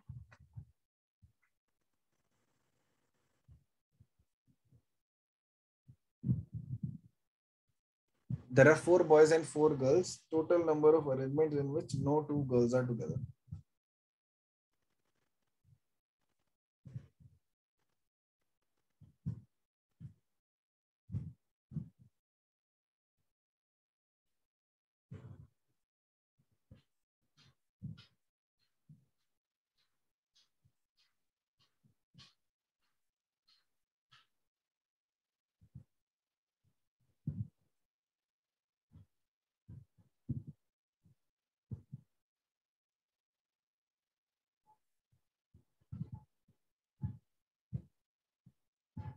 First part का answer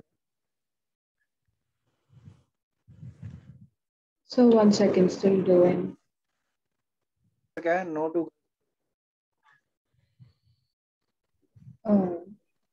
Number of permutations of boys, which is like 4 factorial. Then 5C4, in which there's like 5 caps 4 girls, and then permutations of girls, which is like 4 factorial. सही है. आया सबको ये? Yes, sir. से किसी को भी डाउट हो तो पूछना. दिस आर स्ट्रेट फॉरवर्ड सवाल. No all girls are together. तो गर्ल्स 4 को factorial into 5 factorial. गर्ल्स को एक रोप से बांध दो और 4 बॉयज है, तो ये 5 यूनिट है, तो उनको रीअरेंज करने का तरीका 5 फैक्टोरियल एंड गर्ल्स को आपस में रीअरेंज करने का तरीका 4 फैक्टोरियल. तो सही है ये भी. Not all girls are together, इसका आंसर क्या होगा? 8 factorial minus 4 factorial into 5 factorial. Total minus all girls are together. तो 8 फैक्टोरियल माइनस दिस. यहाँ तक सही है. आखिरी वाला, boys and girls are alternate. Same as first answer. यहाँ पे गड़बड़ है. Boys and girls are alternate is Hey, not girls are is separate. it, sir? हाँ, Is it 4 factorial into 4C4 into 4 factorial? No, नहीं, थोड़ा गलत है, ये भी नहीं है। देखो फर्स्ट पार्ट और ये इसमें डिफरेंस क्या है? No two girls are together, मतलब girls are separated. Let's say कि girl boy girl boy girl boy boy girl. In this arrangement, are girls separated? Yes, sir. Are boys and girls alternate? No. No. No. ठीक है, तो same नहीं है ना। Girls separated में तो ये सिनेरियो भी आता है एंड अल्टरनेट में ये सिनेरियो नहीं आता है। तो जो भी हमारा आंसर होगा फर्स्ट आंसर से तो छोटा ही आंसर होगा। चलो, तो बस ये इसमें केसेस ले लो। बॉयज गर्ल्स अल्टरनेट है तो क्या क्या केसेस हो सकते हैं? एक केस तो क्या हो सकता है कि ऐसा कुछ boy girl boy girl boy girl boy girl, and दूसरा केस क्या हो सकता है? Girl boy girl boy boy girl boy. ये तो क्या यही दो केस हो सकते हैं बॉयज एंड गर्ल्स अल्टरनेट के लिए? अच्छा, पहले केस के लिए कितने अरेंजमेंट है? Boy girl boy girl boy girl boy girl. पहले केस के लिए कितने अरेंजमेंट है? 4 factorial. Okay. नहीं, 4 फैक्टोरियल इंटू 4 फैक्टोरियल। पहले केस के लिए Yeah. बॉयज को आपस में रीअरेंज कर सकता हूं मैं एंड गर्ल्स को भी आपस में रीअरेंज कर सकता हूँ। मुझे रिलेटिव पोजीशन तो सेम ही रखना है बॉयज एंड गर्ल्स को, लेकिन बॉयज को आपस में रीअरेंज कर सकता हूँ, गर्ल्स को आपस में रीअरेंज कर सकता हूँ। तो बॉयज को आपस में रीअरेंज करने का तरीका 4 फैक्टोरियल और गर्ल्स को आपस में रीअरेंज करने का तरीका भी 4 फैक्टोरियल। अच्छा, इसका भी 4 फैक्टोरियल इंटू 4 फैक्टोरियल तरीका है। तो बस टोटल कितना होगा? 4 फैक्टोरियल इंटू 4 फैक्टोरियल इंटू 2। तो ये टोटल हो गया जिसमें बॉयज एंड गर्ल्स अल्टरनेट होगा। समझा? Yes, sir. ठीक है, लिखो लिखो फटाफट लिखो।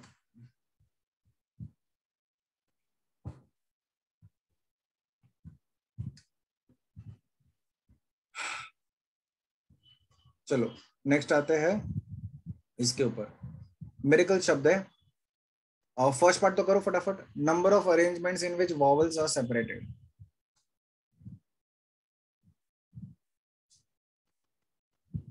Number of arrangements in which vowels are separated.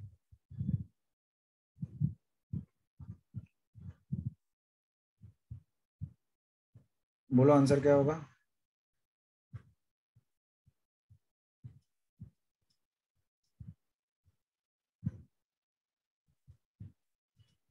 ये सेम है, गैप मेथड है, वॉवल्स को सेपरेट करना है।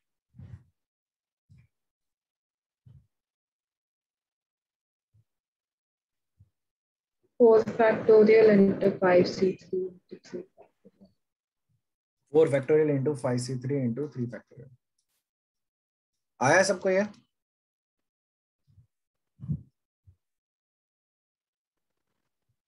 बोलो फर्स्ट पार्ट आया? Yes, sir. किसी को डाउट है तो पूछना।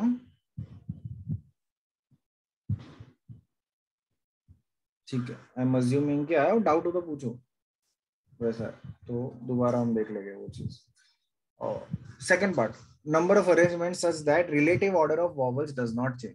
ठीक है, इसका मैं मतलब बताता हूँ।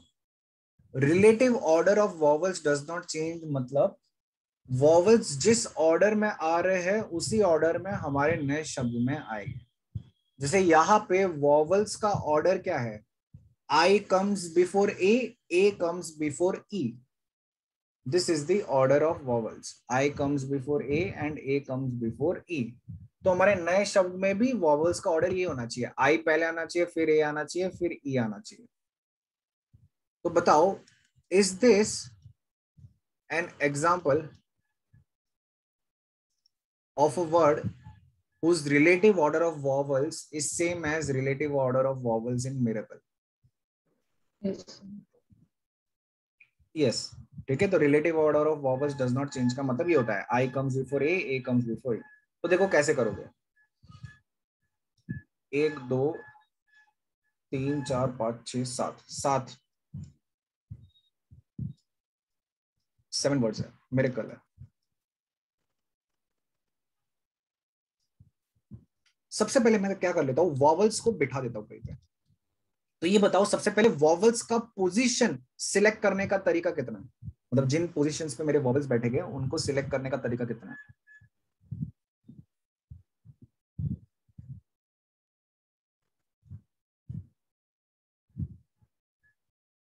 बोलो, एकदम सिंपल सवाल है, वॉवल्स का पोजीशन सिलेक्ट करने का तरीका कितना है?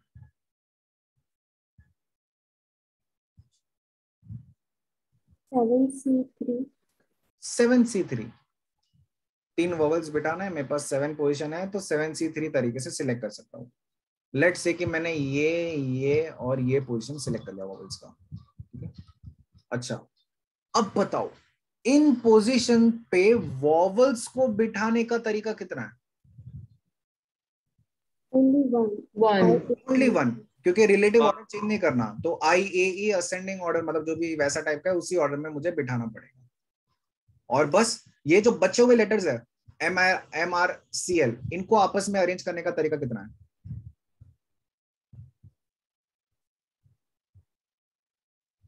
बचे हुए लेटर्स को आपस में अरेंज करने का तरीका कितना है? 4 factorial. 4 factorial. So my answer is 7C3 into 1 into 4 factorial. Clear है या?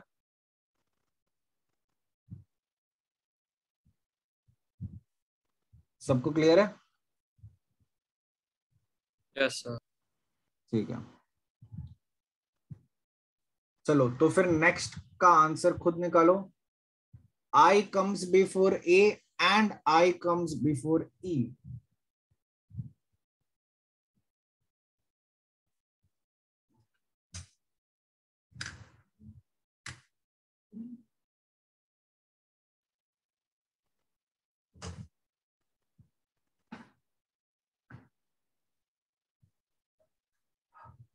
I comes before A and I comes before E.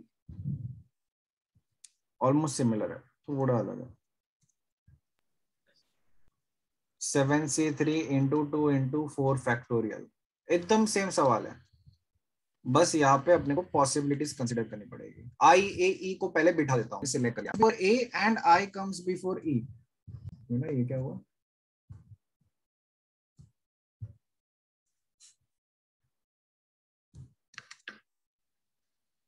कहा थे अपने IAE था, तो हम लोग ने IAE पहले पोजीशन सिलेक्ट कर लिया, कहाँ पे मेरे IAE को मैं बिठाऊंगा, उसका तरीका 7C3। अच्छा, now I comes before A and I comes before E. A और E के ऑर्डर में कुछ नहीं बोला है, तो क्या मैं बोल सकता हूँ क्या I तो सबसे पहले पोजीशन पे ही बिठाना पड़ेगा,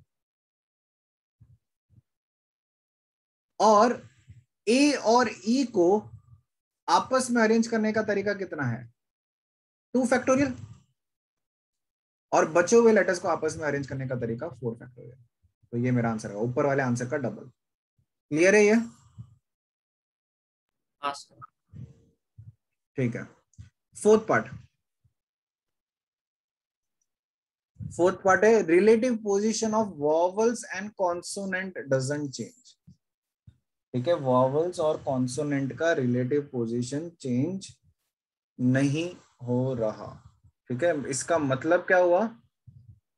सिंपल मतलब ये हुआ कि अगर मैं मिरेकल शब्द में देखता हूं तो पहला शब्द वॉवल है, पहला शब्द कॉन्सोनेंट है, दूसरा वॉवल है, consonant vowel, consonant consonant vowel.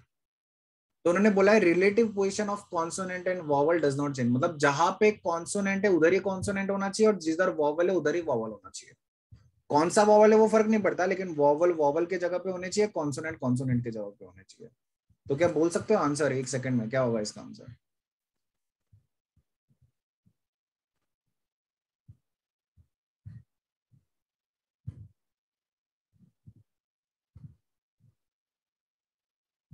एक सेकंड चला गया, 10 सेकंड ले लो, चलो बहुत इजी है तो। So can I try? हाँ, 7C3 into 7C4. No, 4 factorial into 3 factorial. Can you repeat? 4 factorial into 3 factorial. Yes. 4 factorial into 3 factorial. यहाँ पे चूजिंग तो करना ही नहीं है कुछ अपने को, कहाँ पे वॉवल्स बैठने वाले हैं वो तो ऑलरेडी डिसाइडेड है, ठीक है। तो बस मुझे इन जगह पे वॉवल्स को आपस में अरेंज करना है। तो इन जगह पे वॉवल्स को आपस में अरेंज करने का तरीका 3 फैक्टोरियल, बचे हुए जगह पे कॉन्सोनेंट को आपस में अरेंज करने का तरीका 4 फैक्टोरियल। कौन सी जगह पे बैठेगी वो तो सिलेक्ट ही नहीं करना, वो तो ऑलरेडी डिसाइडेड है। बस वहां पे मुझे आपस में अरेंज करना है, वॉवल्स को अपने आप में और कॉन्सोनेंट को अपने आप में। तो 4 फैक्टोरियल इंटू 3 फैक्टोरियल। क्लियर है ये?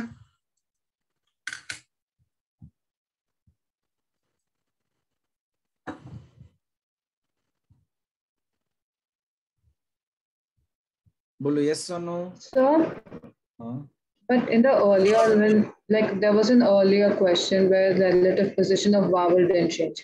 There you took it as like IAE. So here, like, shouldn't it be Relative like order of IAE and then the vowels. consonants are the same?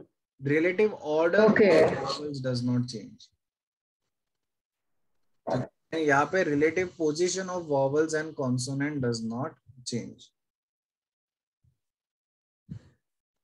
ठीक है, difference है यहाँ पे। Relative position मतलब position का मतलब हुआ कि जिस पोजीशन में वॉवल्स थे और कॉन्सोनेंट थे उसी पोजीशन में रहेंगे, और ऑर्डर मतलब वॉवल्स का जो ऑर्डर है वो चेंज नहीं होगा, पोजीशन कैन चेंज। समझा दोनों में डिफरेंस?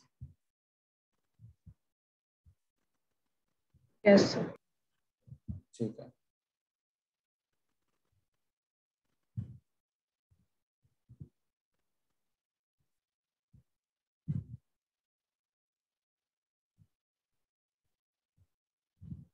देखो चलो आगे बढ़ते हैं। अभी सबको समझाना 4 फैक्टोरियल इंटू 3 फैक्टोरियल। चलो ये कर लो। I and A are together, M and E are separated. So this is a mixture of gap and root method. करो, देखो कर पा रहे हो कि नहीं। मिरेकल शब्द ही है। I और A साथ में है और M और E सेपरेटेड है।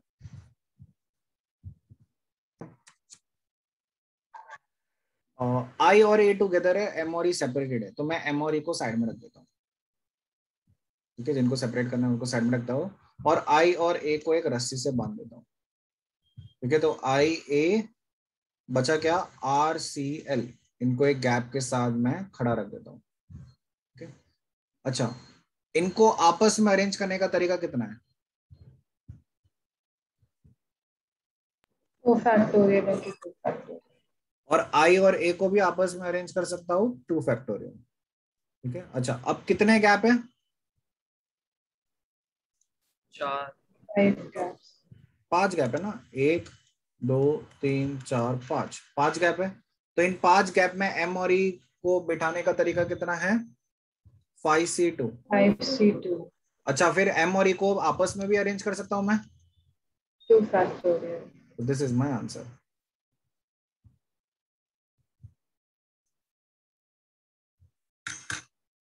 समझा?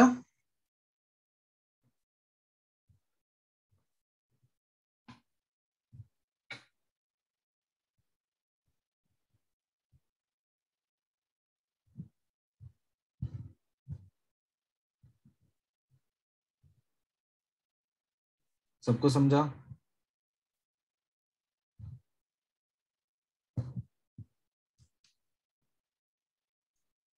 Yes, sir.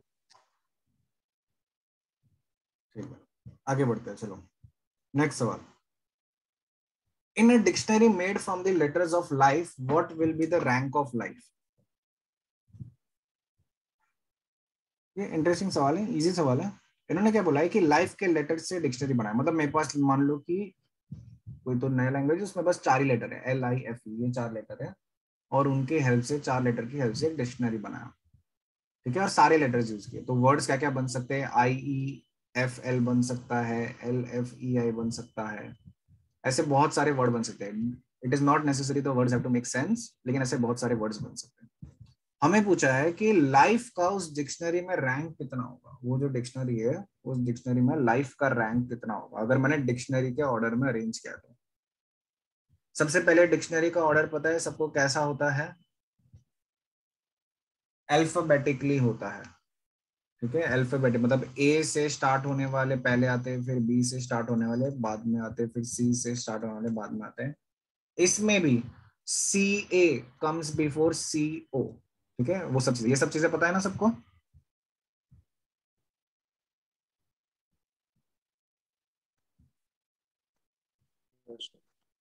तो अभी लाइफ का मुझे रैंक देखना है। ठीक है, तो इसको ऐसे करोगे।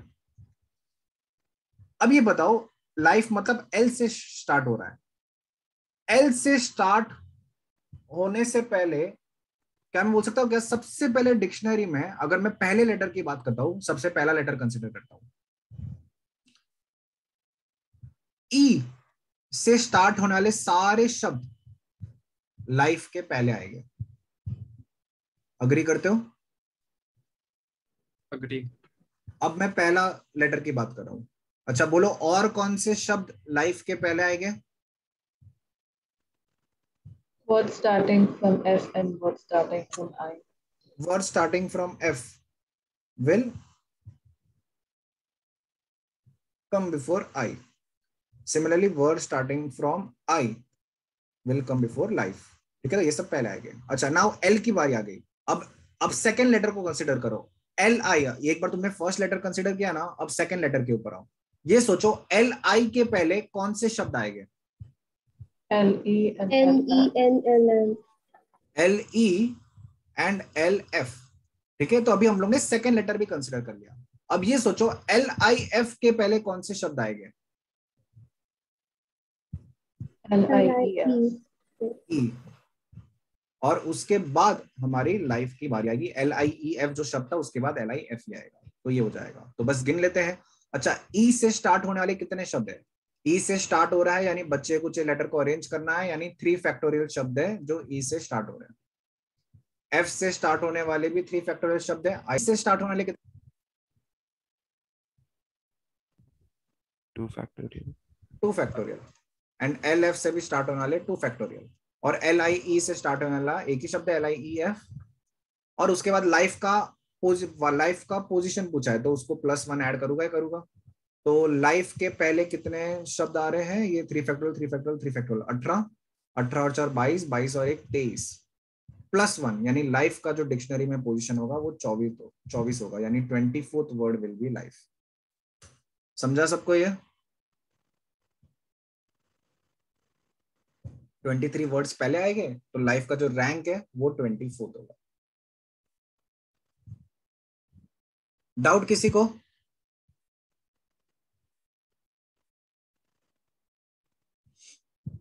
तो No, sir. इजी होता है इसको करना। बस अपने को पहले पहला लेटर कंसिडर करना है। एल से पहले कौन से शब्द आएंगे, फिर एल आई से पहले कौन से शब्द आएंगे, फिर एल आई एफ से पहले कौन से शब्द आएंगे, ऐसे ऐसे करते रहना अपने को। तो करो, नेक्स्ट वाला सवाल खुद से करो।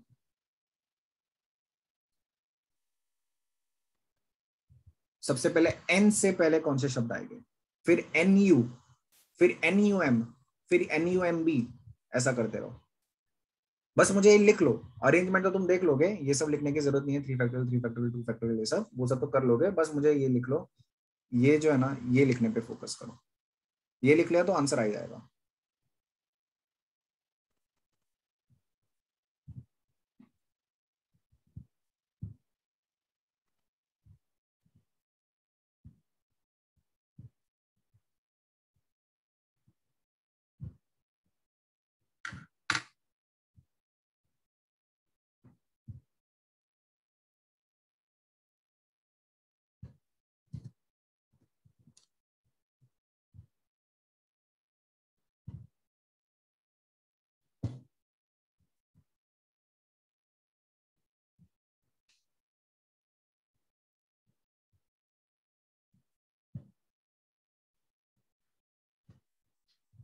चलो बताओ, डिस्कस करते हैं।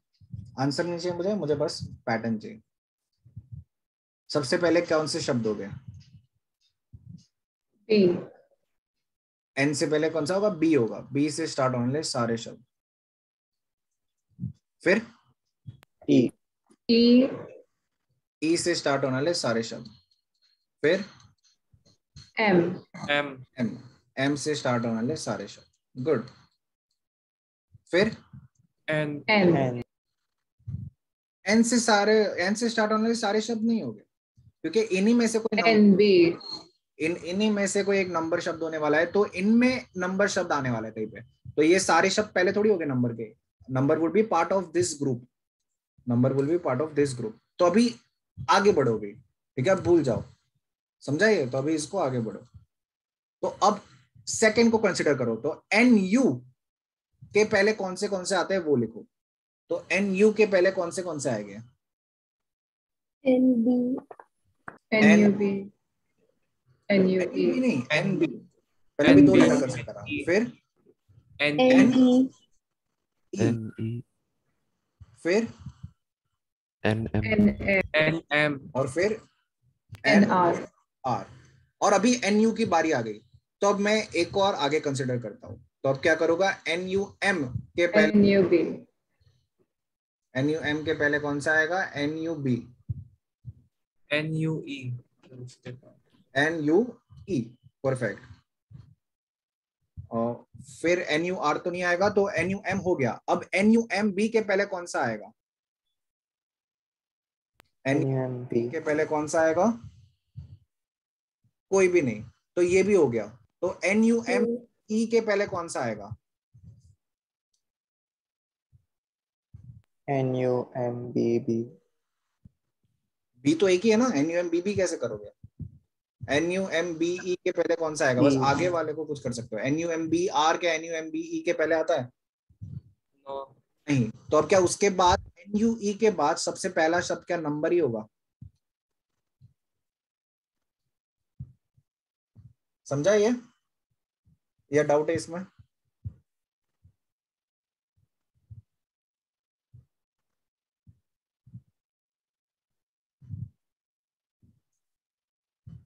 बोलो, ये समझा या डाउट है? Understood. समझा. समझा सबको? समझा.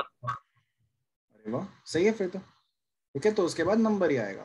ठीक है, ऐसे देखते रहो। अगर नहीं मिल रहा है तो फिर आगे बढ़ो, एक को एक्स्ट्रा ले लो। फिर वो भी नहीं मिल रहा है तो एक को एक्स्ट्रा ले लो। फिर वो भी नहीं मिल रहा है, एक को एक्स्ट्रा ले लो। तो अब तो नंबर ही आ गया। यार ऐसे भी देख सकते हो, N U E, N U E के बाद एन यू एम की बारी आती है, और ये अल्फाबेटिकल ऑर्डर में ही है, B E R alphabetical order में ही है। तो ये सबसे पहला शब्द आने वाला है नंबर।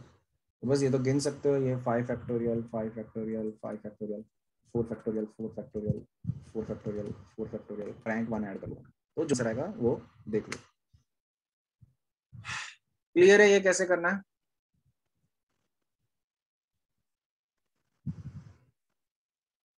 अब नेक्स्ट के ऊपर आते हैं।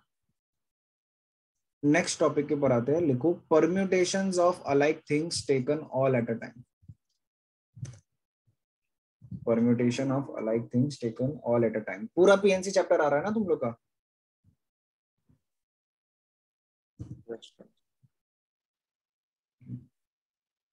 Permutation of alike things taken all at a time.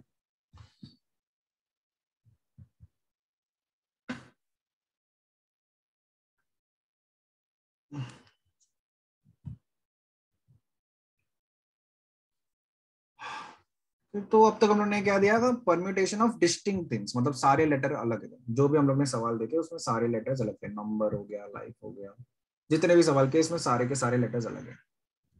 अगर लेट्स से कि कुछ लेटर्स सेम है, तो नंबर ऑफ परम्यूटेशंस कैसे गिनोगे? The question is that. Formula बहुत सिंपल होता है, मैं उसका रीजनिंग दे देता हूँ। ठीक है, फॉर्मूला हम देखेंगे, सवाल भी करना सीखेंगे, वो सब एकदम चुटकी में हो जाएगा। बस थोड़ा लॉजिक समझते हैं क्या हो रहा है। अब ये मम्मी है, अगर ये एम अलग अलग होते हैं, अगर ये एम अलग अलग होता है, लेट्स से कि ये M1 होता, M2 होता, M3 होता, ठीक है, एम के आइसोटोप्स होते हैं, तो मम्मी के टोटल नंबर ऑफ अरेंजमेंट्स कितने होते हैं?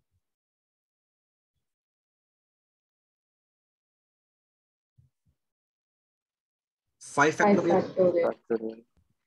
अग्री कर रहे हो? अच्छा, उसमें से M2 M2 M3 Y, ये कोई तो एक शब्द होता।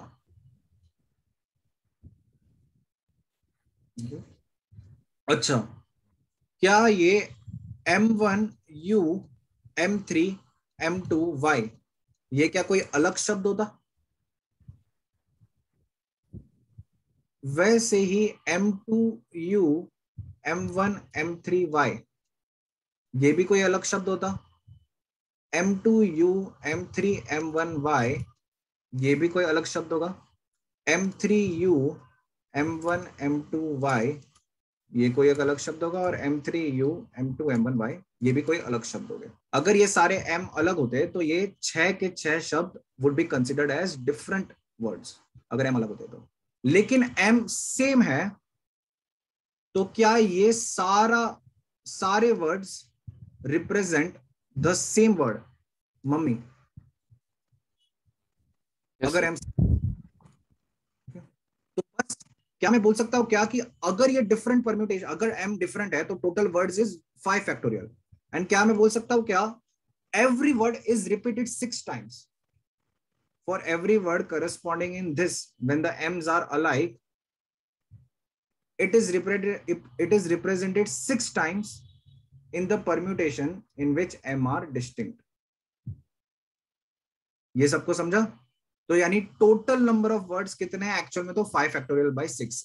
एक वर्ड 6 बार रिपीट हो रहा, हमने 6 बार गिन लिया, एक वर्ड को 6 बार नहीं गिनना था, एक वर्ड को हमें एक ही बार गिनना था, लेकिन 5 फैक्टोरियल करते वक्त हमने एक वर्ड को 6 बार गिन लिया। तो एक्चुअल वर्ड्स कितने हैं? 5 फैक्टोरियल डिवाइड बाय 6। क्लियर?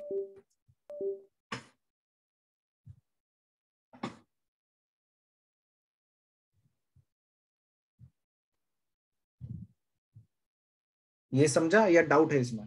कुछ भी डाउट हो पूछो। 6 कैसे होंगे?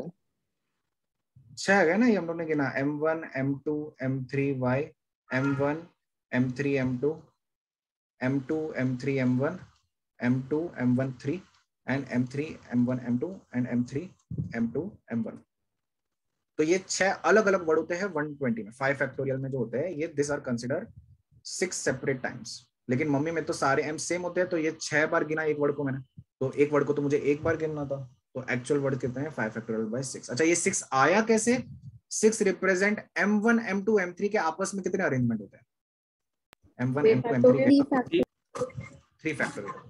तो 5 factorial by 3 factorial. This is my answer. Clear है? डाउट है किसी को इसमें? डाउट हो तो पूछो, लॉजिक में या किसी भी चीज में।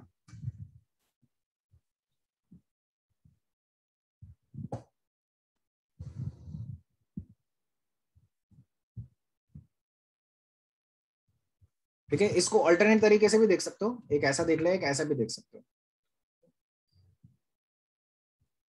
मम्मी के लेटर से मुझे शब्द बनाना है ना, तो ये 5 लेटर है। तो मैं क्या कर लेता हूँ, पहले M को बिठा देता हूँ। मुझे ये बताओ M की पोजीशन सिलेक्ट करने का तरीका कितना है? 3 M है ना, तो 3 M का पोजीशन सिलेक्ट करना है, तो उसके तरीके कितने हैं? पोजीशन सिलेक्ट करना है कितना? 6C3। कितने कितने पोजीशंस हैं? 5C3। 5C3। ठीक है, लेट्स से कि मैंने ये पोजीशन सिलेक्ट कर दिया। अच्छा, अभी इन पोजीशन पे M को बिठाने का कितना तरीका है? 3 फैक्टोरियल। एक ही तरीका है, M सेम ही है ना, तो इनको अरेंज करने का एक ही तरीका है ना। वो अलग अलग अरेंजमेंट क्यों हो गए? सारे के सारे M सेम है, तो इनको बिठाने का एक ही तरीका है, 3 फैक्टोरियल तरीका क्यों है? अब इनको M को कैसे भी रखूं, सेम ही चीज बन रहा है ना मेरा, तो एक ही तरीका है। क्लियर है ये? और बचे हुए 2 लेटर्स U और Y को आपस में रीअरेंज करने का कितना तरीका है? 2 फैक्टोरियल। तो ये मेरा आंसर है। अच्छा, 5C3 कितना होता है? 5 factorial by 3 factorial into 2 factorial into 2 factorial. तो ये कैंसिल हो गया, यानी 5 फैक्टोरियल बाय 3 फैक्टोरियल। ये आंसर है। सबको समझा गया?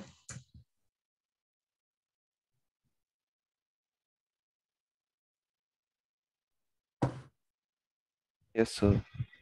So the result is, लिखो, the number of permutations of n things, number of permutations of n things taken all at a time, taken all at a time where P are alike of one kind, where P are alike of one kind, Q are alike of second kind, and R are alike of third kind. मतलब ऐसे कुछ है कि P शब्द कुछ आपस में अलग सेम है, P लेटर्स, कुछ Q लेटर्स कोई दूसरे सेम है, और R लेटर्स कुछ तीसरे सेम है, मे भी ऐसे कंटिन्यू हो सकता है। Is n factorial upon P factorial, Q factorial, R factorial, जो भी सेम होते हैं उतना फैक्टोरियल से डिवाइड कर लो। अगर सबके सब अलग होते तो आंसर n फैक्टोरियल होता है, तो अगर कुछ भी सेम होते हैं तो उतने फैक्टोरियल से डिवाइड कर लोगे नीचे। जैसे सिंपल सा एग्जांपल, पहला वाला मम्मी का तो देख ही लिया है, तो मम्मी के टोटल कितना है, n फैक्टोरियल कितना है, 5 फैक्टोरियल अपॉन 3m सेम है तो डिवाइड बाय 3 फैक्टोरियल कर दूंगा। सेकंड वाला a का टोटल कितना होगा, n फैक्टोरियल यानी 5 फैक्टोरियल। अच्छा 3 b सेम है तो डिवाइड बाय 3 फैक्टोरियल, और 2 a भी सेम है तो डिवाइड बाय 2 फैक्टोरियल भी करूंगा। तो इसके total arrangement is 5 factorial by 3 factorial 2 factorial. Clear है ये? Yes sir. अच्छा बताओ असैसिनेशन के कितने अरेंजमेंट्स है?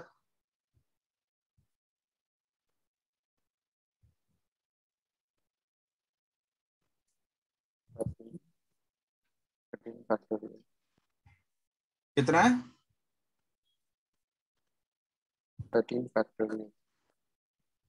हे Ram, 13 factorial upon 4 factorial into 3 factorial into 2 factorial into 2 factorial. क्या सिखा रहा हूं मैं, मतलब पूरा रामायण कर लिया। तो मुझे लगा आप सिर्फ असैसिनेशन का पूछ रहे हैं, वो आपको एंड प्रोडक्ट शायद आपने पूछा नहीं था। असैसिनेशन का ही पूछ रहा हूं मैं, तुम्हें लगा वो सही लगा, मैं असैसिनेशन का ही पूछ रहा हूँ। नहीं, उसके बाद मैं बोलता, बट आई थॉट आपसे वही पूछ रहे थे कितने वेज में वो किया जा सकता है, नॉट कंप्लीटली वैसा। एक ही आंसर है कंप्लीट, वो क्यों मैं तुम्हें लेटर्स गिनने क्यों दूंगा मैं सिर्फ, अगर लेटर से गिनना है तो। ठीक है, मैंने एक गलत सोचा था, हाँ बट ठीक मुझे है, पता था। पता था, हाँ ठीक है चलो करो, उसके बाद मेरे को आंसर बताओ। किया सबने? असैसिनेशन में ए कितने हैं, 3 एस कितने हैं, 4 आई कितने हैं, 2 2, एन भी 2 है, टी एक है, और ओ एक है। ठीक है, तो कितना आंसर क्या होगा बोलो? 13 factorial 13 upon factorial upon 3 factorial 4 factorial 2 factorial 2 factorial. ये आंसर है। क्लियर है ये?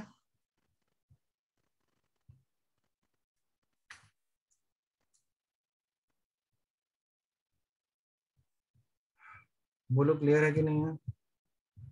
Yes sir.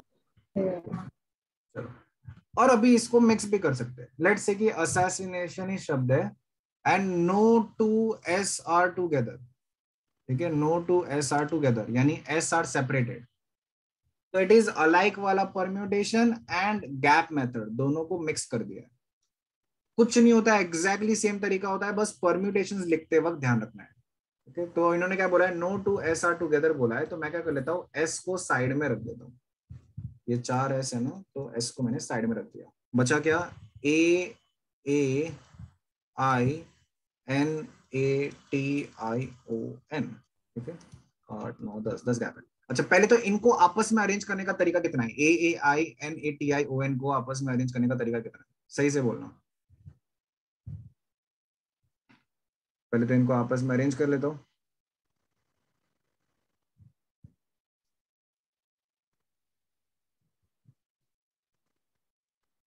बोलो 9 factorial सही से बोलना, सही से सोच समझ के बोलो। A I N A T I O N को आपस में अरेंज करने का तरीका कितना है? 9 9 factorial upon 3 9 factorial factorial upon upon 2 factorial 3 into 2 factorial factorial into into 2 factorial into 2 factorial. Perfect, ठीक है, ये होगा। अपने परम्यूटेशन देख रहे हैं तो अलाइक का ध्यान रखते हुए लिखेगा, ठीक है, क्योंकि 3a सेम है, 2n सेम है, 2i सेम है, तो 9 फैक्टोरियल, 3 फैक्टोरियल, 2 फैक्टोरियल, 2 फैक्टोरियल, तो इनको अरेंज कर लिया। अच्छा, अभी मुझे गैप सिलेक्ट करना है, तो गैप सिलेक्ट करने का तरीका कितना है?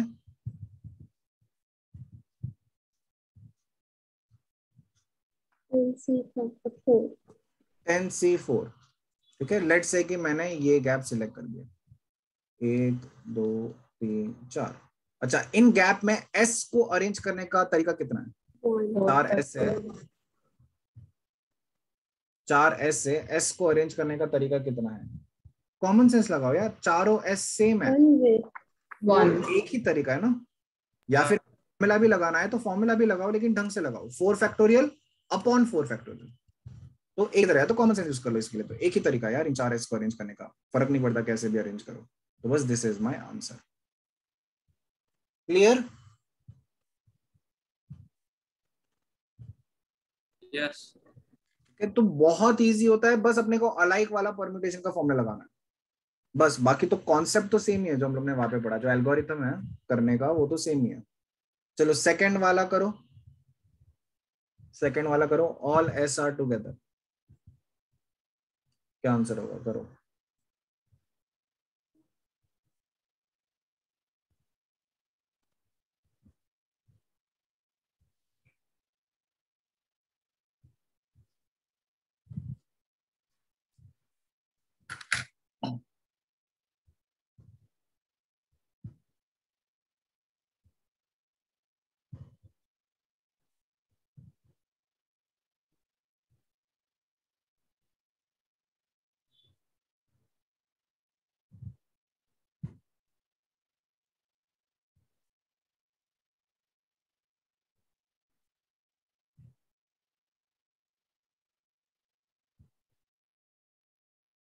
क्या होगा answer? Is it 10 factorial upon 3 factorial, 2 factorial, 2 factorial? 10 factorial upon 3 factorial, 2 factorial, 2 factorial, correct, ये आंसर है। आया सबको?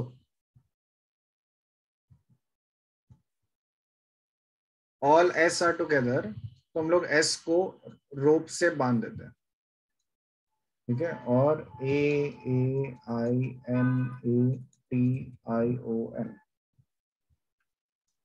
तो आया ये कितना है?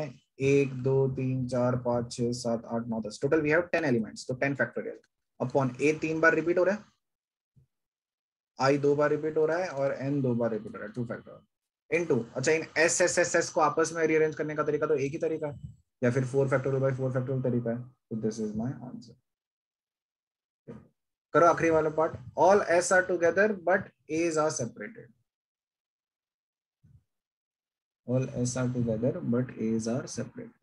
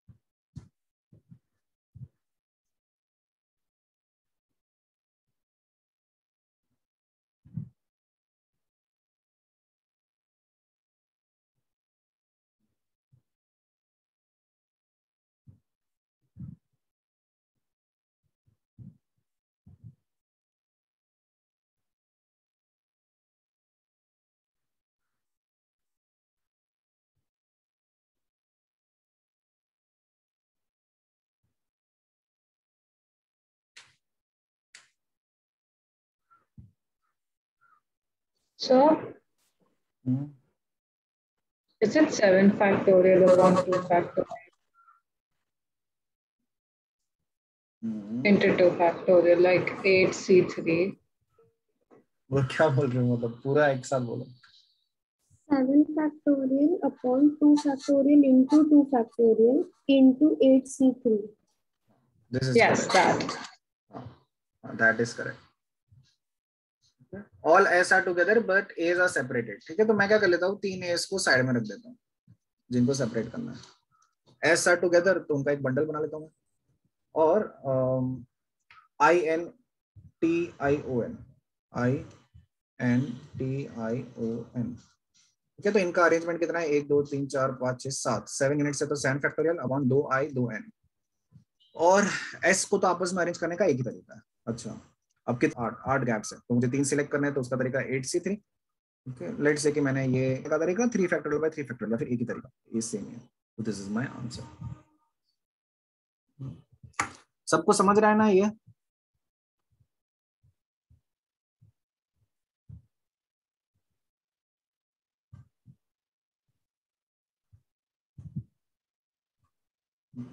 कि permutation of alike is very easy, मतलब कॉन्सेप्ट एल्गोरिथम तो सेम ही होता है, बस अलाइक के लिए अपने को अप्रोप्रिएट फॉर्मूला लगाना है। चलो ये होमवर्क ले लो, because this is a similar सवाल, तो there is no point in doing this right now. इसको होमवर्क में लिख लो, चलो नोट डाउन करो, पूरा लिखने की जरूरत नहीं है।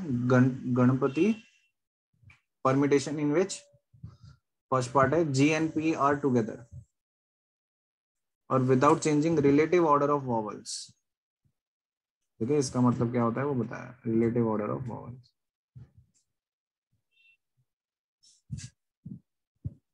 करो क्वेश्चन नोट डाउन करो।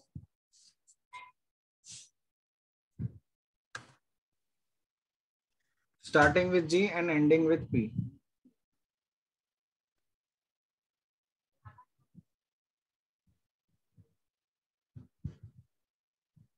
Starting with G and ending with P. Fourth part either starts with G or ends with I. ये मैं करवा रहा हूँ, चलो fourth part. Either starts with G or ends with I.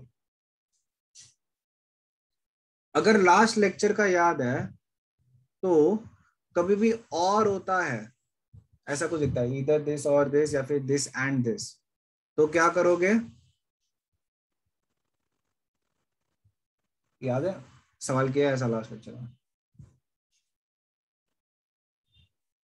बस तो मैं एक्सपेक्ट करता नहीं हूँ। सेट से करते हो, ठीक है, सेट से करोगे तुम, ठीक है, तो तुम सेट्स डिफाइन कर लोगे। ए सेट ले लोगे स्टार्टिंग विद जी, और एक बी सेट ले लोगे एंडिंग विद आई। तो तुम्हें क्या बोला है, स्टार्टिंग विद जी और एंडिंग विद आई, यानी क्या बोला है, ए यूनियन बी बोला है या ए इंटरसेक्शन बी बोला है? A union B. Now N of A union B क्या होता है, N of A plus N of B minus N of A intersection B. And I think ये तुम निकाल सकते हो, एन ऑफ ए यानी जो स्टार्ट जी से स्टार्ट हो रहे हैं वो सारे शब्द निकाल सकते हो तुम, इनका देख लो कितना अरेंजमेंट होता है। जो आई से एंड हो रहे हैं वो भी निकाल सकते हो, और ए इंटरसेक्शन बी यानी जी से स्टार्ट एंड आई से एंड, ये भी तुम देख सकते हो कितने पोजीशन होंगे। ठीक है, कर सकते हो इसको कंप्लीट।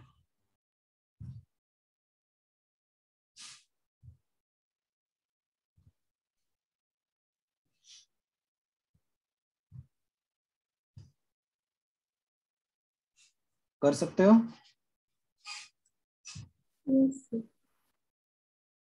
यस श्योर, ठीक है। और फिफ्थ पार्ट होमवर्क है, ये भी कर लो, ये तो हम लोग ने किया हुआ है।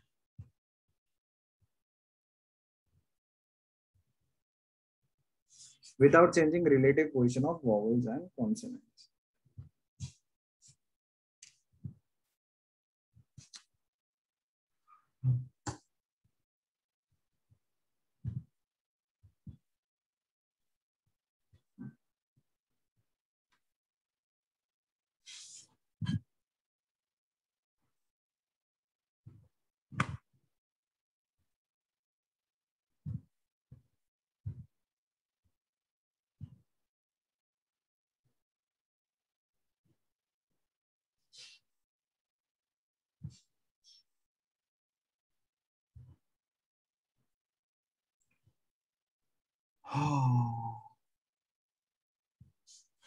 ठीक है, नेक्स्ट क्वेश्चन में होमवर्क लिखो, ये सब होमवर्क में प्रैक्टिस करना, हो गया अपना।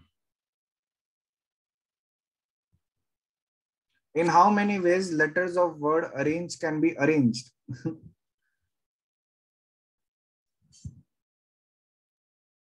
In how many ways letters of word arrange can be arranged such that no two R's are together? मतलब R's are separated.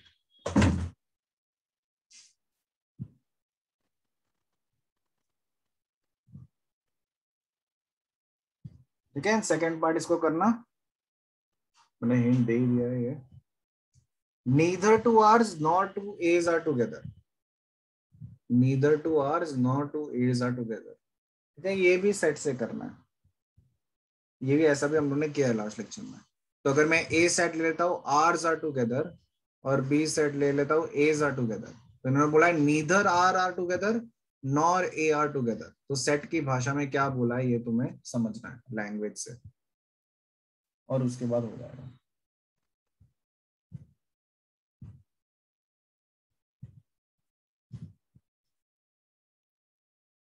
ठीक है, चलो तो बस इतना ही होमवर्क है, and with this our PNC chapter is complete.